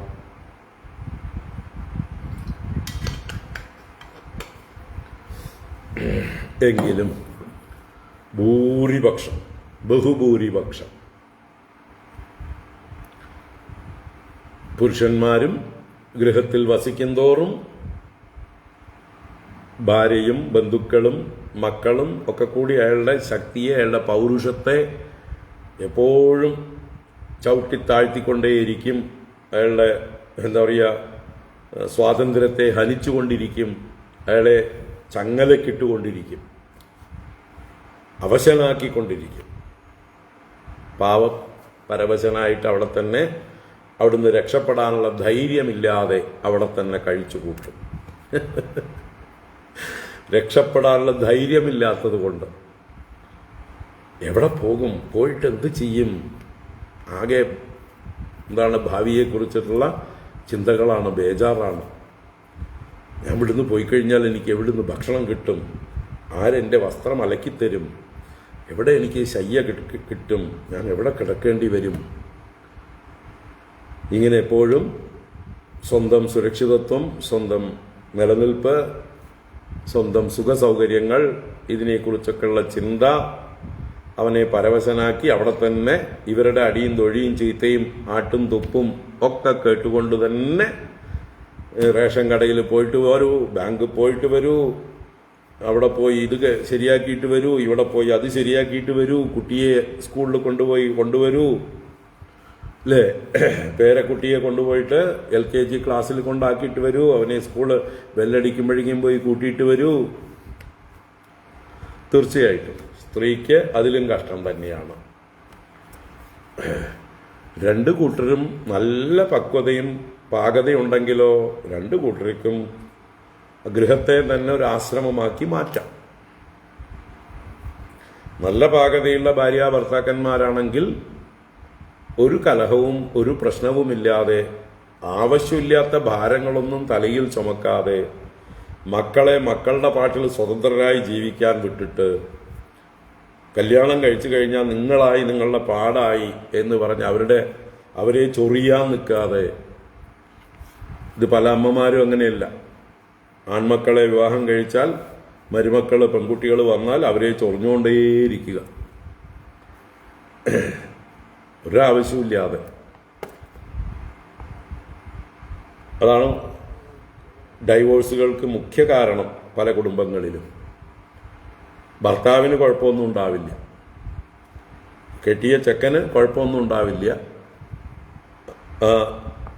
ചെക്കൻ്റെ അമ്മ മരുമകളെ ഉപദ്രവിച്ച്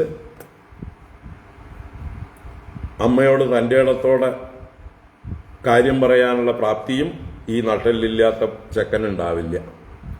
അമ്മയുടെ അടിമയായിരിക്കും ചില പിള്ളേർ, അല്ലെങ്കിൽ അച്ഛൻ്റെ അടിമയായിരിക്കും. അമ്മയുടെ അച്ഛൻ്റെയും എന്താ പറയുക ആശ്രയത്തിലായിരിക്കും അവൻ കഴിയുന്നത് തന്നെ. അങ്ങനെയൊക്കെ പലരും ഉണ്ട്, പല പ്രശ്നങ്ങളുണ്ട്. ഇതിലൊന്നും വാസ്തവത്തിൽ മക്കളെ വിവാഹം കഴിച്ചു കഴിഞ്ഞാൽ അവർ പ്രായമായിട്ട് പക്വതയായി എന്ന് വിചാരിച്ചിട്ടല്ലേ വിവാഹം കഴിപ്പിച്ചിരിക്കുന്നത്. അവർ സ്വന്തം ജീവിക്കാൻ പര്യാപ്തരായി, സ്വന്തം കാലിൽ നിൽക്കാറായി എന്ന് ബോധ്യം വന്നിട്ടല്ലേ നമ്മൾ വിവാഹം കഴിച്ചു വിടുന്നത്. അപ്പോൾ പിന്നെ അവരെ ജീവിക്കാൻ അനുവദിക്കുക, അവർ ജീവിതം പഠിക്കട്ടെ. കുറച്ച് വീണിട്ടൊക്കെ തന്നെയാണ് നമ്മളൊക്കെ നടക്കാൻ പഠിച്ചത്. അതുപോലെ അവർക്കും ജീവിതത്തിൽ വീഴ്ചകൾ വന്നോട്ടെ, നഷ്ടങ്ങൾ അനുഭവിക്കട്ടെ. പക്ഷെ അത് അവരുടെ പാടായി. അപ്പോഴേ അവർ വളരുള്ളൂ, അവർക്ക് അതിൽ അഭിമാനം ഉണ്ടാവും. ആ ഒരു സ്വാതന്ത്ര്യത്തോടുകൂടെ അവർ തന്നെ അവരുടെ ജീവിതം തിരഞ്ഞെടുത്ത് അവർ തന്നെ ഓരോ ദിവസവും എന്ത് ചെയ്യണമെന്ന് തീരുമാനിച്ച് മുന്നോട്ട് പോകുമ്പോൾ അവർക്ക് അതിൽ ആത്മവിശ്വാസം ഉണ്ടാവും, ധൈര്യം ഉണ്ടാവും, അവർ വളരും. ഇത് എന്നും പ്രശ്നങ്ങൾ ഉണ്ടാക്കിക്കൊണ്ട് മുതിർന്നവര് വളർന്നു വരുന്ന തലമുറയ്ക്ക് വഴിമുടക്കികളായിട്ട് നിൽക്കുക. അതൊന്നും നിങ്ങളുടെ ഗൃഹത്തിലൊന്നും ഇല്ലാതിരിക്കട്ടെ. നിങ്ങളുടെ മക്കൾ വിവാഹം കഴിച്ചു കഴിഞ്ഞാൽ അവർക്ക് സ്വാതന്ത്ര്യം കൊടുക്കുക. അവരെ അവരുടെ പാട്ടിന് വിടുക. തനിയെ പോയി താമസിക്കണോ, തനിയെ പോയി താമസിച്ചോളൂ. ഇവിടെ താമസിക്കണോ, ഇവിടെ താമസിച്ചോളൂ. ഞങ്ങൾ നിങ്ങളുടെ കാര്യത്തിലൊന്നും തലയിടാൻ വരില്ല, മൂക്ക് കടത്താൻ വരില്ല. ഒന്നിച്ച് താമസിച്ചാൽ ചെലവ് കുറയ്ക്കാം, സൗകര്യങ്ങൾ കൂട്ടാം, പരസ്പരം അത്യാവശ്യം സഹായിക്കാം. പക്ഷെ അങ്ങോട്ടും ഇങ്ങോട്ടും ചൊറിഞ്ഞുകൊണ്ടിരിക്കാൻ പാടില്ല. കണ്ടതിനൊക്കെ കുറ്റം പറയുക, ഈ സ്വഭാവമൊക്കെ മാറ്റി സുഖമായിട്ട് കഴിഞ്ഞുകൂടാവുന്നതാണ്. അതിന് ഒരു വിശാല മനസ്കത ഉണ്ടാവണം, പക്വത ഉണ്ടാവണം.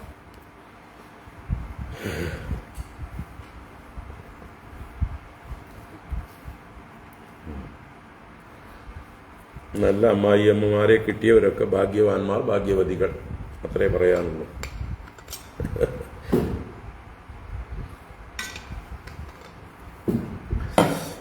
അപ്പോൾ ഈ ഗൃഹങ്ങൾ എന്ന് പറഞ്ഞത് പുരുഷന്റെ സാരത്തെ ഹരിക്കുന്നതാണ്, മനുഷ്യന്റെ ധൈര്യത്തെ അപഹരിക്കുന്നതാണ്, ശക്തിയെ ചൂഷണം ചെയ്യുന്നതാണ്, ആത്മബലമില്ലാതെയാക്കുന്നതാണ്. അതുകൊണ്ട് ഒരിക്കൽ സത്സംഗത്തിലൂടെ ഈശ്വരനെക്കുറിച്ച് അറിയുകയും ഈശ്വരനെ മനസ്സിൽ ധ്യാനിക്കുകയും ധാരണ ചെയ്യുകയും ആ ഒരു ആനന്ദം അനുഭവിക്കുകയും ചെയ്യുന്നവരായിട്ടുള്ള ആളുകൾ, അവർ സ്വയം ഈശ്വര സാക്ഷാത്കാരം നേടിയ മഹാപുരുഷന്മാർ, ഋഷീശ്വരന്മാർ, തീർത്ഥപാദന്മാരാണ്. അവര് തീർത്ഥസ്ഥാനങ്ങളിൽ വസിക്കാനാണ് ആഗ്രഹിക്കുന്നത്. എന്തിനാണ്? സത്സംഗം ചെയ്യാനും ദുസ്സംഗം ഒഴിവാക്കാനും സംസാര വിഷമങ്ങളെല്ലാം ഇല്ലാതിരിക്കാനും മറ്റുള്ളവർക്ക് വിഷമം കൊടുക്കാതിരിക്കാനും. അപ്പം അതുകൊണ്ട് വിവേകമുള്ളവരൊക്കെ ഇവരുടെ പാതയെ തിരഞ്ഞെടുക്കാം. അല്ലാതെ പുരുഷ സാരത്തെ ഹരിക്കുന്ന ആ വസതികളിൽ തുടർന്ന് ഇത്തിൽ കണ്ണികളായോ ഉടുമ്പുകളെ പോലെ പിടിച്ചിരുന്നോ കഴിച്ചു കൂട്ടാതിരിക്കുക, സ്വതന്ത്രരാവുക.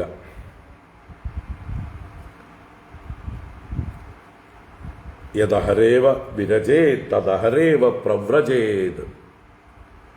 ഏത് ദിവസമാണോ നിങ്ങൾക്ക് വൈരാഗ്യമുണ്ടാകുന്നത് ആ ദിവസം തന്നെ പരിവ്രാജനം ചെയ്തു കൊള്ളുക എന്ന് വേദം, ഉപനിഷത്തുക്കൾ ഗർജിക്കുന്നു. അപ്പോൾ എല്ലാവരും എന്താ പറയുക, ഒരു പ്രായം എത്തിക്കഴിഞ്ഞാൽ, അല്ലെങ്കിൽ ഈ ഒരു സത്സംഗം കിട്ടി ഈ ഒരു ആഭിമുഖ്യം ഉണ്ടായിക്കഴിഞ്ഞാൽ ഇതിനോട് കൂടുതൽ ആഭിമുഖ്യം ഉണ്ടാകാൻ പറ്റുന്ന സാഹചര്യങ്ങളെ തിരഞ്ഞെടുക്കുന്നതാണ് നല്ലത്. അല്ല പഴയ കംഫർട്ട് സോൺ ഉപേക്ഷിക്കാൻ ധൈര്യമില്ലാതെ ആ പഴയ ചെളിക്കുണ്ടിൽ തന്നെ പിന്നെയും ആഴ്ന്നു കിടക്കുകയാണെങ്കിൽ, ഗൃഹമാകുന്ന പൊട്ടക്കിണർ ഉപേക്ഷിക്കാൻ തയ്യാറില്ലെങ്കിൽ ജീവിതാവസാനം വരെ സംഘർഷം അനുഭവിച്ചുകൊണ്ട് കഴിയാം. അങ്ങോട്ടുമില്ല ഇങ്ങോട്ടുമില്ല എന്ന് പറഞ്ഞ് ഉള്ളിൽ പിടിയും വലിയും നടക്കണ്ടാവും. സത്സംഗത്തിൻ്റെ സുഖവും ആത്മീയതയുടെ ആനന്ദവും നമ്മളെ ഒരു ഭാഗത്തേക്ക് വലിക്കും, മറ്റൊരു ഭാഗത്ത് ഗൃഹത്തിൻ്റേതായിട്ടുള്ള ചില സുരക്ഷിതത്വ ബോധങ്ങളും അവിടുത്തെ സുഖഭോഗങ്ങളുടെയൊക്കെ ചിന്തകളും, മാത്രമല്ല മമതകളും, ഞാൻ പോയാൽ എൻ്റെ പേരക്കുട്ടിക്ക് ആരാ ഉള്ളത്, ഞാൻ പോയാൽ എൻ്റെ മകൻ ആരാ ഉള്ളത്, ഇങ്ങനെയുള്ള പൊട്ട ചിന്തകളുമായിട്ട് അവിടെ തന്നെ കഴിച്ചു കൂട്ടാം. നിങ്ങളുടെ ജീവിതം ശന്തനുവിൻ്റെ ജീവിതമായി പോകാം. അല്ലേ? ശന്തനുവിൻ്റെയും ഭീഷ്മരുടെയും ധൃതരാഷ്ട്രയുടെയൊക്കെ ജീവിതങ്ങളായി മാറും.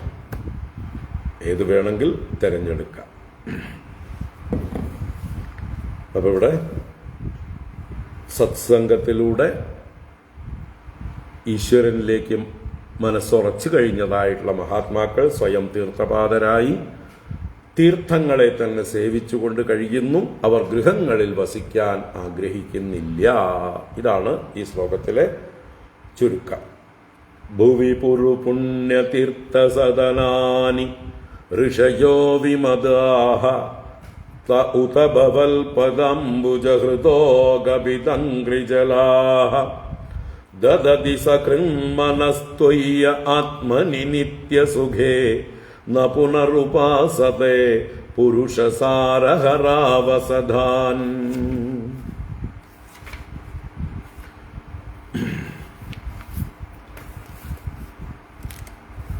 ഇനി 36-ാമത്തെ ശ്ലോകം വീണ്ടും വിചാരം ചെയ്ത് ഉറപ്പിക്കാനുള്ള ഒരു മഹത്തായ സത്യം. സത്യം പരം ധീമഹി. എന്താണ്? സത്യസ്വരൂപനായ ഈശ്വരനിൽ നിന്നുണ്ടായ ഈ ജഗത്തും സത്യമല്ലേ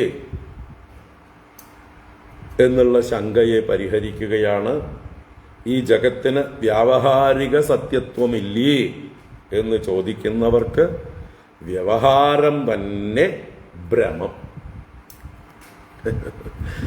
വ്യവഹാരം എന്ന് പറയുന്നത് തന്നെ ഭ്രമമാണ്, അതൊരു സത്യമൊന്നുമല്ല.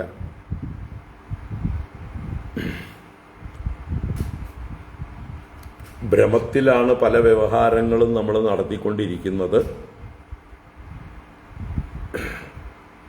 അല്ലെങ്കിൽ സത്യം പറഞ്ഞാൽ എല്ലാ വ്യവഹാരങ്ങളും ഭ്രമത്തിലാണ്. ഭ്രമത്തിൽ പിന്നെയും ഭ്രമം, സിനിമയിൽ സിനിമ, സ്വപ്നത്തിൽ സ്വപ്നം എന്നൊക്കെ പറയും പോലെ ഈ ജഗത്തേ ഭ്രമം, അതിൽ വീണ്ടും ഭ്രമമായിട്ട് അനേക പ്രശ്നങ്ങൾ. ആ ഭ്രമങ്ങളെയാണ് നമ്മൾ ഭ്രമങ്ങളെന്ന് സാധാരണ പറയുന്നത്. പക്ഷെ ഋഷിക്ക് പറയാനുള്ളത്, നിങ്ങൾ ഉദ്ദേശിച്ച കൺഫ്യൂഷൻസ് അല്ല. കയറിനെ പാമ്പായി ധരിക്കുന്നത് ഒരു ഭ്രമമാണ്, തൂണിനെ പുരുഷനായി ധരിക്കുന്നത് ഒരു ഭ്രമമാണ്. അങ്ങനെ പലതും സത്യമറിയാതെ അതിൽ പലതും തെറ്റിദ്ധരിച്ച് മോഹം കൊണ്ട് വ്യവഹരിക്കുന്ന പലതും ഉണ്ട്. നമ്മൾ കള്ളനോട്ട് അസൽ നോട്ടാണെന്ന് കരുതിക്കൊണ്ട് വ്യവഹരിക്കുന്നു, അല്ലേ? ഒറിജിനലാണെന്ന് കരുതി കള്ളനോട്ട് കൊണ്ട് നമ്മൾ ആളുകൾ തന്ന് അത് വെച്ചിട്ട് നമ്മൾ വ്യവഹാരങ്ങൾ നടക്കുന്നുണ്ട്. സാധനങ്ങൾ ക്രയവിക്രയങ്ങളൊക്കെ ചെയ്യാം, ഏതുവരേക്ക് കണ്ടുപിടിക്കപ്പെടുന്നത് വരേക്കും. നമ്മൾ ആർക്കോ നമ്മുടെ ഭൂമിയൊക്കെ രജിസ്റ്റർ ചെയ്ത് എഴുതി കൊടുത്തു കഴിഞ്ഞിട്ട് നമുക്ക് കിട്ടിയ പൈസ അത് കള്ളപ്പണമാണ് അവർ കൊണ്ടു തന്നിരിക്കുന്നത്, കള്ളനോട്ടുമാണ്. നമ്മളും ഇതൊന്നും കണക്കിൽ കാണിച്ചിട്ടുമില്ല. ആധാരത്തിൽ കാണിച്ചിരിക്കുന്നത് വളരെ ചുരുങ്ങിയ വിലയാണ്. ഒറിജിനലി നമ്മൾ കുറെ ക്യാഷായിട്ട് മേടിച്ചു. ഇതിനെ ഇനി കള്ളപ്പണം തന്നു കഴിഞ്ഞാൽ എവിടെ പോയിട്ട് നമ്മൾ കേസ് കൊടുക്കും? ആരോട് പറയും കള്ളനോട്ടാണ് തന്നതെങ്കിൽ? നമ്മൾ അറിയണമില്ല. പിന്നീട് നമ്മൾ ബാങ്കിൽ കൊണ്ടുപോയിട്ട് എന്തെങ്കിലും ആവശ്യത്തിന് പോകുമ്പോഴാണ് ബാങ്കുകാർ, കാഷ്യർ പറയണത് ഇത് കള്ളനോട്ടാണ്, പോലീസിനെ വിളിക്കട്ടെ. നമ്മളോടുള്ള സ്നേഹവും ബഹുമാനവും അടുപ്പവും ഒക്കെ കൊണ്ട് ചിലപ്പോൾ ഉടനെ പോലീസിനെ വിളിക്കില്ല. അവർ പറയും ഇവിടെ വെച്ച് തന്നെ അത് കത്തിച്ച് കളയാം, ഞങ്ങളുടെ മുമ്പിൽ നിന്ന് കൊണ്ടുപോകാൻ സമ്മതിക്കില്ല, നിങ്ങൾ കൊണ്ടുപോകാൻ പറ്റില്ല, ഇവിടെ വെച്ച് അത് നശിപ്പിച്ച് കളയണം, അതെത്ര കെട്ടുണ്ടെങ്കിലും ഇവിടെ വെച്ച് നശിപ്പിച്ച് കളയണം എന്ന് ബാങ്ക് കാഷിയേഴ്സ് പറയും. അല്ലെങ്കിൽ അവർക്ക് ചെയ്യാവുന്നത് ഉടനെ പോലീസിനെ വിളിച്ചു വരുത്തി നമ്മളെ ഉള്ളിലാക്കാവുന്നതാണ്. അപ്പൊ പിന്നെ നമ്മുടെ കള്ളത്തരങ്ങളൊക്കെ പുറത്തു വരും. അപ്പൊ ഇതൊക്കെ വ്യവഹാരം നടക്കുന്നുണ്ട്, അല്ലേ? കള്ളനോട്ട് കൊണ്ട് വ്യവഹാരം, കള്ള ഡോക്യുമെന്റ്സ് കൊണ്ട് വ്യവഹാരം. ഇപ്പോൾ ലക്ഷക്കണക്കിന് കള്ള സർട്ടിഫിക്കറ്റുകൾ, മാഫിയ, ഡിഗ്രി സർട്ടിഫിക്കറ്റുകൾ, പ്രൊഫഷണൽ സർട്ടിഫിക്കറ്റുകൾ, അല്ലേ? ഡോക്ടർമാരും എഞ്ചിനീയർമാരും മറ്റ് പലതരത്തിലുള്ള പ്രൊഫഷണൽ ആയിട്ടുള്ള ആളുകൾക്കും മലപ്പുറം കേന്ദ്രീകരിച്ചുകൊണ്ട് 10 ലക്ഷത്തിലധികം ആളുകൾക്ക് വ്യാജ സർട്ടിഫിക്കറ്റുകൾ, ഒറിജിനലിനെക്കാട്ടും നല്ല രീതിയിൽ അതിൻ്റെ എന്തൊക്കെ വേണോ ആ സീലുകളൊക്കെ വെച്ചുകൊണ്ട് അതിലേതൊക്കെ മാർക്കുകൾ വേണോ ഒക്കെ ചെയ്തുകൊണ്ട് ഉണ്ടാക്കി കൊടുത്തിരിക്കണു. സ്വദേശത്തും വിദേശത്തും സർക്കാർ ഓഫീസുകളിലും ഒക്കെ ഇത് കൊണ്ട് ജോലി മേടിച്ചവരുണ്ട്. നല്ല വ്യവഹാരം നടക്കുന്നുണ്ട്. ഏതുവരെ? ഇത് വ്യാജമാണെന്ന് പിടിക്കപ്പെടുന്നത് വരെ, അല്ലേ? പിടിച്ചു കഴിഞ്ഞാലോ വലിയ ദുരന്തം അനുഭവിക്കേണ്ടി വരും. വിദേശത്തൊക്കെ പ്രശ്നമായിട്ടുണ്ട്. ഇപ്പൊ കേരളത്തിൽ ഇങ്ങനെ പിടിച്ചു, 10 ലക്ഷം സർട്ടിഫിക്കറ്റുകൾ വ്യാജം പിടിച്ചു, ഇതിലും കൂടുതൽ ആണ് പുറത്ത് ഇഷ്യൂ ചെയ്തിട്ടുണ്ടാവുക എന്നൊക്കെയുള്ള ചർച്ചകൾ ടി വിയിലൂടെയൊക്കെ വന്നതോട് കൂടിയിട്ട് പല രാജ്യത്തും ഇന്ത്യക്കാർക്ക് ജോലി കൊടുക്കുന്ന കാര്യം വളരെ കഷ്ടമായി മാറിക്കൊണ്ടിരിക്കുകയാണ്. ഓസ്ട്രേലിയയിലൊക്കെ ഇന്ത്യൻ സർട്ടിഫിക്കറ്റുകൾ വിലയില്ലാതായി കഴിഞ്ഞിരിക്കുന്നു. അവിടെയുള്ള ഇന്ത്യക്കാരെയൊക്കെ പുറത്താക്കണം എന്നൊക്കെയുള്ള അഭിപ്രായങ്ങളൊക്കെ വന്നു തുടങ്ങിയിരിക്കണം. അതുപോലെ ഓരോ രാജ്യക്കാരും തുടങ്ങും ഇവിടെയുള്ള ഇന്ത്യക്കാരൊക്കെ വ്യാജ സർട്ടിഫിക്കറ്റ് കൊണ്ട് ജോലി വാങ്ങിച്ചവരാണെന്ന്. അത് പിടിക്കപ്പെട്ടാലോ, അത് വ്യാജമാണെന്ന് തെളിയിക്കപ്പെട്ടാലോ വിദേശത്തൊക്കെ നല്ല കഠിന ശിക്ഷയാണ്. ചിലപ്പോൾ തല കാണില്ല, അത്രേ ഉള്ളൂ. ഇപ്പൊ വ്യവഹാരം നടക്കുന്നുണ്ട്, ഏതുവരേക്ക്? പിടിക്കപ്പെടുന്നത് വരേക്ക്. അപ്പൊ അത് ഭ്രമത്തിലുള്ള ഭ്രമം, മോഹത്തിലുള്ള മോഹം. വാസ്തവത്തിൽ ഇത് മാത്രമല്ല മോഹം, ഈ ജഗത്തേ മോഹമാണ്. അതാണ് ആദ്യത്തെ ശ്ലോകത്തില് ഭാഗവതം ആരംഭിച്ചപ്പോ ഏതാ വരികൾ, അവസാനത്തെ വരികള്, എത്ര ത്രിസർഗോ മൃഷാ സത്യം പരം ധീമഹി എന്നുള്ളതിന്റെ ആ ശ്ലോകം വരുന്നതിൽ എത്ര ത്രിസർഗോ മൃഷാ, എത്ര ത്രിസർഗോ അമൃഷ എന്നും വ്യാവഹാരിക തലത്തിൽ വ്യാഖ്യാനിക്കാം. പാരമാർത്ഥിക തലത്തിൽ എത്ര ത്രിസർഗോ മൃഷ, യാതൊന്നിൽ 3 പ്രകാരത്തിലുള്ള സർഗങ്ങൾ, സ്ഥൂല സൂക്ഷ്മ കാരണ സൃഷ്ടികളെല്ലാം തന്നെ, അല്ലെങ്കിൽ സത്വം രജസ് തമസ്, അല്ലെങ്കിൽ ഭൂർഭുവ സ്വഹ എന്നെല്ലാം പേരിലുള്ള സർഗങ്ങളെല്ലാം എത്ര മൃഷ, യാതൊന്നിൽ വിവർത്തമായി അധ്യസിക്കപ്പെട്ടിരിക്കുന്നു. അപ്പൊ ഈ ജഗത്ത് വിവർത്തം മാത്രമാണ്, അല്ലാതെ പരിണാമമല്ല.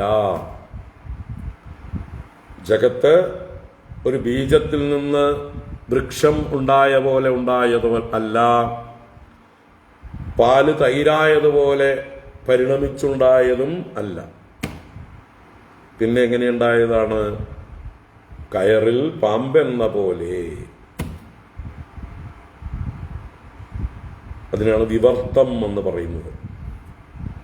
ജഗത്ത് ബ്രഹ്മത്തിന്റെ ഉൽപ്പന്നമല്ല, ജഗത്ത് ബ്രഹ്മത്തിന്റെ പരിണാമമല്ല. പിന്നെന്താണ് ജഗത്ത്? ജഗത്ത് വിവർത്തം.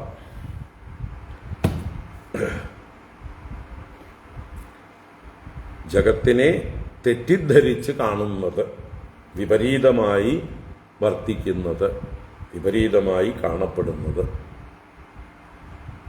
അതാണ് വിവർത്തം. അപ്പൊ ഈ ജഗത്ത് വിവർത്തമാണ്, ഇതിനൊരു റിയാലിറ്റി ഇല്ല എന്ന് ജഗത്തിന്റെ മിഥ്യാത്വത്തെ സ്ഥാപിപ്പിക്കുന്ന ശ്ലോകങ്ങളാണ് ഇനി വരുന്നത്. അതിൽ ആദ്യത്തേത് സത ഇദമുത്ഥിതം സദിതി ചേന്നനു തർക്കഹദം വ്യഭിചരതി ക്വച ക്വച മൃഷാ ന തദോഭയയുക് വ്യവഹൃതയേ വികൽപ ഇഷിതോന്ധ പരമ്പരയാ ഭ്രമയതി ഭാരതീത ഉരുവൃത്തിവിരുക്ത ജഡാൻ സത ഇദമുത്ഥിതം സദിതി ചേന്നനു തർക്കഹദം വ്യഭിചരതി ക്വച ക്വച മൃഷാ ന തഥോഭയയുക് വ്യവഹൃതയേ വികൽപ ഇഷിതോന്ധ പരമ്പരയാ ഭ്രമയതി ഭാരതീ ത ഉരുവൃത്തിഭിരുക്ത ജഡാൻ. സതഃ ഇദം ഉത്ഥിതം സദ് ഇതി ചേത് നനു തർക്കഹദം ക്വച ക്വച മൃഷാ വ്യഭിചരതി വ്യഭിചരതി ക്വച ക്വച മൃഷാ ന തഥാ ഉഭയയുക് വ്യവഹൃതയേ വികൽപഃ ഇഷിതഃ അന്ധപരമ്പരയാ ഭ്രമയതി ഭാരതി തേ ഉരുവൃത്തിഭിഹി ഉക്തജടാൻ. ഉക്തജടാൻ തേ ഭാരതി ഉരുവൃത്തിഭിഹി ഭ്രമയതി. ഇപ്പൊ വേദം തന്നെ വേദത്തെ തള്ളി പറയണം. ഇവിടെ തേ ഭാരതി എന്ന് പറഞ്ഞാൽ അങ്ങയുടെ വാക്കുകൾ, അങ്ങയുടെ വാക്കുകൾ വേദവാക്കുകൾ. ആ വേദവാക്കുകൾ ഉക്തജടാൻ ഉരുവൃത്തിഭിഹി ഭ്രമയതി. ഉക്തജടന്മാരെന്ന് പറഞ്ഞാൽ ഉക്തം എന്ന് പറഞ്ഞാൽ കർമ്മം എന്നാണ്. കർമ്മങ്ങൾ, ക്രിയാകലാപങ്ങൾ, യാഗയജ്ഞാദികൾ, അതിനൊക്കെയാണ് ഉക്തം എന്ന് പറയുന്നത്.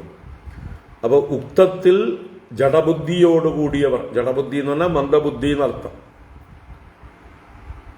കർമ്മത്തിൽ മന്ദബുദ്ധികളായി ശ്രദ്ധയോടുകൂടിയിരിക്കുന്നവർ, നമ്മുടെ പ്രാചീന ബർഹിസ്സുകളെ ഉദാഹരിക്കാം. ഉക്തജടന്മാർ, കർമ്മഠന്മാർ. അങ്ങനെയുള്ള കർമ്മഠന്മാരെ അങ്ങയുടെ വാക്കുകൾ, വേദവാക്കുകൾ ഭ്രമയതി, മോഹിപ്പിക്കുന്നു. എന്ന് വെച്ചാൽ ഭഗവാൻ ഗീതയിൽ പറഞ്ഞത് തന്നെ, യാമിമാം പുഷ്പിതാം വാചം പ്രവദന്ത്യവിഭശ്ചിതഃ വേദവാദരദാഃ പാർത്ഥ നാന്യദസ്തീതി വാദിനഃ കാമാത്മാനസ്വർഗപരാഃ ജന്മകർമ്മ ഫലപ്രദാം ക്രിയാവിശേഷബഹുലാം ഭോഗൈശ്വര്യഗതിം പ്രതി ഭോഗൈശ്വര്യപ്രസക്താനാം തയാപഹൃതചേതസാം വ്യവസായാത്മികാ ബുദ്ധിഃ സമാദൗ ന വിധീയത്തെ. അങ്ങനെയുള്ള ഭോഗ ഐശ്വര്യ പ്രസക്തന്മാര്, ഭോഗങ്ങളിലും ഐശ്വര്യങ്ങളിലും പ്രസക്തന്മാരായി പ്രകർഷേണ സക്തന്മാരായിരിക്കുന്നവർക്ക് ബുദ്ധി, അവരുടെ ബുദ്ധി സമാദൗ ന വിധീയത്തെ, വ്യവസായാത്മികയല്ല അവരുടെ ബുദ്ധി. നിശ്ചയസ്വരൂപമില്ല അവർക്ക്. അവർ ഭ്രമിച്ചുകൊണ്ടേയിരിക്കുകയാണ്. അവർക്ക് സ്ഥിതപ്രജ്ഞതയില്ല. അതുകൊണ്ട് സമാധൗ ന വിധീയത. സമാധി എന്ന് പറഞ്ഞാൽ സത്യദർശനമാണ്. എല്ലാ ചിത്തവൃത്തികളും ഏകമായ വസ്തുവിൽ അടങ്ങുന്നതാണ് സമാധി. ഏകമായ സത്യദർശനത്തിലേ സമാധി സംഭവിക്കുള്ളൂ. അപ്പൊ ആ സമാധിയിൽ ന വിധീയതേ, അടങ്ങുന്നില്ല, ഉറയ്ക്കുന്നില്ല, ശമിക്കുന്നില്ല. ആരുടെ ബുദ്ധി? ഈ ഭോഗൈശ്വര്യ പ്രസക്തന്മാരായിരിക്കുന്ന, ആസക്ത ചിത്തന്മാരായിരിക്കുന്ന പ്രാചീന ബർഹിസ്സുകളുടെ ബുദ്ധി വീണ്ടും വീണ്ടും പുതിയ പുതിയ കർമ്മങ്ങൾ ചെയ്യാനായിക്കൊണ്ട്, പുതിയ ലോകങ്ങൾ കീഴടക്കാനായി, പുതിയ സുഖങ്ങൾക്ക് വേണ്ടി മേച്ചിൽപ്പുറങ്ങൾ തേടിക്കൊണ്ട്, ഇനി വേദത്തിൽ ഏത് കർമ്മമാണ് പറഞ്ഞിട്ടുള്ളത്, ഇനി ഏത് കർമ്മമാണ് ഞാൻ ബാക്കി ചെയ്യാനുള്ളത്, ഇനി എന്തെല്ലാം ഭോഗങ്ങൾ അനുഭവിക്കാനുണ്ട്, ഏതൊക്കെ ലോകങ്ങളിൽ പോകാനുണ്ട്, ഇങ്ങനെ ഭ്രമിച്ചുകൊണ്ട് കറങ്ങിക്കൊണ്ടേയിരിക്കുന്നവർ. അപ്പൊ അവരെ അങ്ങയുടെ തന്നെ ഭാരതി, അങ്ങയുടെ തന്നെ വാക്കുകളായ വേദം അവരെ ഭ്രമിപ്പിച്ചുകൊണ്ടിരിക്കുന്നു അനേക വാക്കുകളെ കൊണ്ട്. അപ്പൊ വേദത്തിൽ ഈ ഉപനിഷത്തുക്കളാകുന്ന വാക്കുകൾ ഒഴിച്ച് ബാക്കിയുള്ളതെല്ലാം നമ്മളെ ഭ്രമത്തിലേക്ക് നയിക്കുന്നതാണ് എന്നതാണ് ഇവിടെ സൂചന. അതുകൊണ്ടാണ് നിർവേദമായാത് നാസ്ത്യകൃതകൃതേന എന്ന് വേദം തന്നെ പറയുന്നത്. വേദത്തിന്റെ പുറത്ത് കടക്കടോ എന്നാണ് വേദം പറയുന്നത്. വേദത്തിന്റെ ഉപനിഷത്ത് ഭാഗം പറയുന്നു, മതിയാക്കൂ, പുറത്ത് കടക്കൂ, ഗെറ്റ് ഔട്ട്. നിർവേദമായാത്, നിർവേദത്തെ പ്രാപിച്ചാലും, നിർവേദം വേദങ്ങളെ നിർഗമിച്ച അവസ്ഥ, വൈദിക കർമ്മങ്ങളെ കടന്നു പോവുക, അതിക്രമിച്ചു പോവുക, അതിൻ്റെയൊക്കെ പരിമിതികൾ മനസ്സിലാക്കി ഇതെല്ലാം നമ്മളെ മോഹിപ്പിക്കുന്നതാണ്. ഇതൊക്കെ നമ്മളുടെ ഏകാഗ്രതയെ വളർത്താൻ വേണ്ടി, ചിത്തശുദ്ധി ഉണ്ടാക്കാൻ വേണ്ടിയിട്ട് അതുവരേക്കുള്ള പ്രയോജനമേ ഉള്ളൂ. പോൾ വാൾട്ട് ചാടുമ്പോൾ ആ പോളിന് എന്ത് സ്ഥാനമോ അതുവരേക്കേ ഉള്ളൂ. പോൾ വാൾട്ട് ചാടുന്നത് പോളിനെ കെട്ടിപ്പിടിച്ചുകൊണ്ട് അപ്പുറത്തേക്ക് കടക്കാനല്ല. ആ ബാറിനപ്പുറത്തേക്ക് നമ്മുടെ ബാലൻസ് ആയി കഴിഞ്ഞാൽ ആ പോള് വലിച്ചെറിയണം. ആ പോളിനെ ഇത്രയും എന്നെ ഉയർത്താൻ സഹായിച്ചതല്ലേ, ഇതിനോട് ഞാൻ നന്ദികേട് കാണിക്കാവോ എന്ന് വിചാരിച്ചുകൊണ്ട് അതിനെ മുറുക്കെ പിടിച്ചുകൊണ്ടിരുന്നാൽ നിങ്ങൾ അപ്പുറത്ത് കടക്കില്ല. നിങ്ങൾ ചെയ്യുന്നത് ഫൗളാണ്, അംഗീകരിക്കപ്പെടില്ല. അതുകൊണ്ട് ആ ബാറിന്റെ മുകളിലേക്ക് നിങ്ങളുടെ ബാലൻസ് എത്തിക്കഴിഞ്ഞാൽ ഈ നിങ്ങളെ ഉയരാൻ സഹായിച്ച ആ ദണ്ട്, ആ ഉയർന്ന ദണ്ട്, ആ പോൾ, അതിനെ ഇപ്പുറത്തേക്ക് തള്ളിവിടണം. അത് ആ ബാറിന്റെ മുകളിലേക്ക് വീഴാതെ നോക്കണം. അതിനെ തള്ളിവിട്ട് നിങ്ങൾ സ്വയം അപ്പുറത്തേക്ക് ചാടി രക്ഷപ്പെടണം. അതുപോലെയാണ് വേദങ്ങളുടെയൊക്കെ സ്ഥാനം. അതിന് അതിൻ്റെതായിട്ടുള്ള സ്ഥാനമുണ്ട്. പോളില്ലാതെ നമ്മൾ ഇത്രയും ഉയരത്തിലേക്ക് പൊങ്ങില്ല. അത്രയും ഉയരത്തിലേക്ക് പൊങ്ങണമെങ്കിൽ തീർച്ചയായിട്ടും ഈ പോൾ ആവശ്യമാണ്. ആ ഉയരം എത്തുന്നത് വരേക്കേ പോളിന്റെ ആവശ്യം ഉള്ളൂ. ഓരോന്നിന്റെയും സാങ്കത്യം കൃത്യമായിട്ട് നമ്മൾ മനസ്സിലാക്കി ഉപയോഗിക്കണം. ഒന്നിനോട് നമുക്ക് യാതൊരു തരത്തിലുള്ള അറ്റാച്ച്മെന്റും പാടില്ല. എല്ലാറ്റിൻ്റെയും പ്രയോജനം മനസ്സിലാക്കിക്കൊണ്ട് അതാത് പ്രയോജനം അതിൽ നിന്ന് നേടി അതിനോട് ഗുഡ് ബൈ പറയാൻ കഴിയണം. ആധ്യാത്മിക സാധനകളിൽ അങ്ങനെയാണ്. ജീവിതത്തിലും അത് വളരെ നല്ലൊരു ആറ്റിറ്റ്യൂഡ് തന്നെയാണ്. എന്നാൽ എന്താ പറയുക, വ്യാവഹാരിക ദൃഷ്ടിയ യൂസ് ആൻഡ് ത്രോ എന്ന് ചിന്തിക്കുകയല്ല അവിടെ. സ്വാതന്ത്ര്യത്തിലേക്കുള്ള യാത്രയിൽ എല്ലാം ബന്ധനമാണ്, എല്ലാം ഉപേക്ഷിക്കേണ്ടി വരും. അപ്പോഴേ സന്യാസം എന്നുള്ള തലത്തിലേക്ക് എത്തുള്ളൂ. ഗൃഹസ്ഥരായിരിക്കുന്നത് വരേക്കാണ് ധർമ്മം അധർമ്മം ഒക്കെ നമ്മളെ കൂടുതലായിട്ട് ബന്ധിക്കുന്നത്. ഗൃഹസ്ഥാശ്രമ ധർമ്മം കഴിഞ്ഞ് സന്യാസധർമ്മത്തിലേക്ക് പ്രവേശിക്കുന്നതോടുകൂടി ഈ കെട്ടുപാടുകൾ, കൃതജ്ഞത അല്ലെങ്കിൽ കടപ്പാടുകൾ അതെല്ലാം തരണം ചെയ്യണം. അതിന് മുൻകൂട്ടി തന്നെ അക്കൗണ്ടുകളൊക്കെ സെറ്റിൽ ചെയ്തിരിക്കണം. സന്യാസിക്ക് പിന്നെ കടപ്പാടുകളൊന്നും ഇല്ല. കടപ്പാടുകളെയും കെട്ടിപ്പിടിച്ചോണ്ടിരുന്നാൽ സന്യസിക്കാനും പറ്റില്ല. അപ്പോൾ ഏതുവരേക്ക് കടപ്പാടുകൾ? ഗൃഹസ്ഥരായിരിക്കുന്നത് വരേക്ക് കടപ്പാടുകൾ. പിന്നെ അവൻ പൂർണ്ണ സ്വതന്ത്രനാണ്. കർത്തും ശക്യം അകർത്തും ശക്യം അന്യതാവാ കർത്തും ശക്യം എന്നുള്ള ഈശ്വരന്റെ അവസ്ഥയെ പ്രാപിച്ചിരിക്കുന്നു. അപ്പൊ ഇവിടെ സത ഇതം ഉത്ഥിതം സദിതി ചേത് നനു തർക്കഹതം. ഇതം മീൻസ് ദിസ്, ഈ ലോകം, ഈ ജഗത്ത്. ഇതം ജഗത് സതഃ ഉത്ഥിതം, സത്തിൽ നിന്ന് ഉത്ഥാനം ചെയ്തതാണ്, ഉത്ഭവിച്ചതാണ്, സംശയമില്ല. ഇപ്പൊ നമ്മൾ ജഗത്ത് കാണുന്നുണ്ടോ? ഉണ്ട്. ഇതിന് കാരണം എന്താണ്? മുമ്പേ ഉണ്ടായിരുന്ന ഒരു വസ്തു. സദേവ സൗമ്യ ഇതമഗ്ര ആസീത് ഏകമേവാദ്വിതീയം ബ്രഹ്മ. വേദം ഉപനിഷത്ത് പറയുന്നു, ഇതമഗ്രേ സദേവ ആസീത്. ഇതെല്ലാം ഉണ്ടാവുന്നതിന് മുമ്പ് ആ സത്ത് മാത്രമാണ് ഉണ്ടായിരുന്നത്. ഏകവും അദ്വിതീയവുമായ ആ ബ്രഹ്മം തന്നെയാണ് ആ സത്ത്. അതിൽ നിന്നാണ് ഈ ജഗത്തെല്ലാം ഉണ്ടായത്. തതോ അസതജായത, അതിൽ നിന്ന് അസത്ത് ഉത്ഭവിച്ചു. അതാണ് ഇതം സതഃ ഉത്ഥിതം. ഈ കാണുന്ന ജഗത്ത് ആ സത്താകുന്ന കാരണത്തിൽ നിന്നാണ് ഉത്ഭവിച്ചതെങ്കിൽ അത് സത് ഇതി ചേത്, ഇതും സത്ത് തന്നെയാണ് എന്ന് പറയുകയാണെങ്കിൽ കാരണം തന്നെയാണ് കാര്യവും എന്ന് വാദിക്കുകയാണെങ്കിൽ അല്ലേ, സ്വർണത്തിൽ നിന്നുണ്ടായ ആഭരണങ്ങളെല്ലാം സ്വർണം തന്നെയാണ്, അതുകൊണ്ട് ആഭരണം സത്യമാണ് എന്ന് പറഞ്ഞാൽ അത് വെറും വേണ്ട പോലെ ആലോചിക്കാതെ പറയുന്നതാണ്. ആഭരണം എന്നുള്ളത് നാമരൂപങ്ങളാണ്, അത് നമ്മൾ കൽപ്പിച്ചതാണ്. വാചാലംബനം വികാരോ നാമധേയം മൃത്തികേത്യവ സത്യം.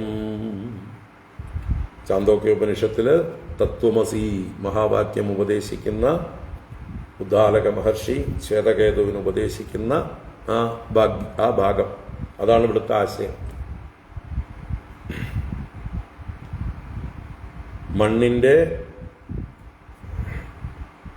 മണ്ണിൽ നിന്നുണ്ടായിട്ടുള്ള മൺപാത്രങ്ങളെല്ലാം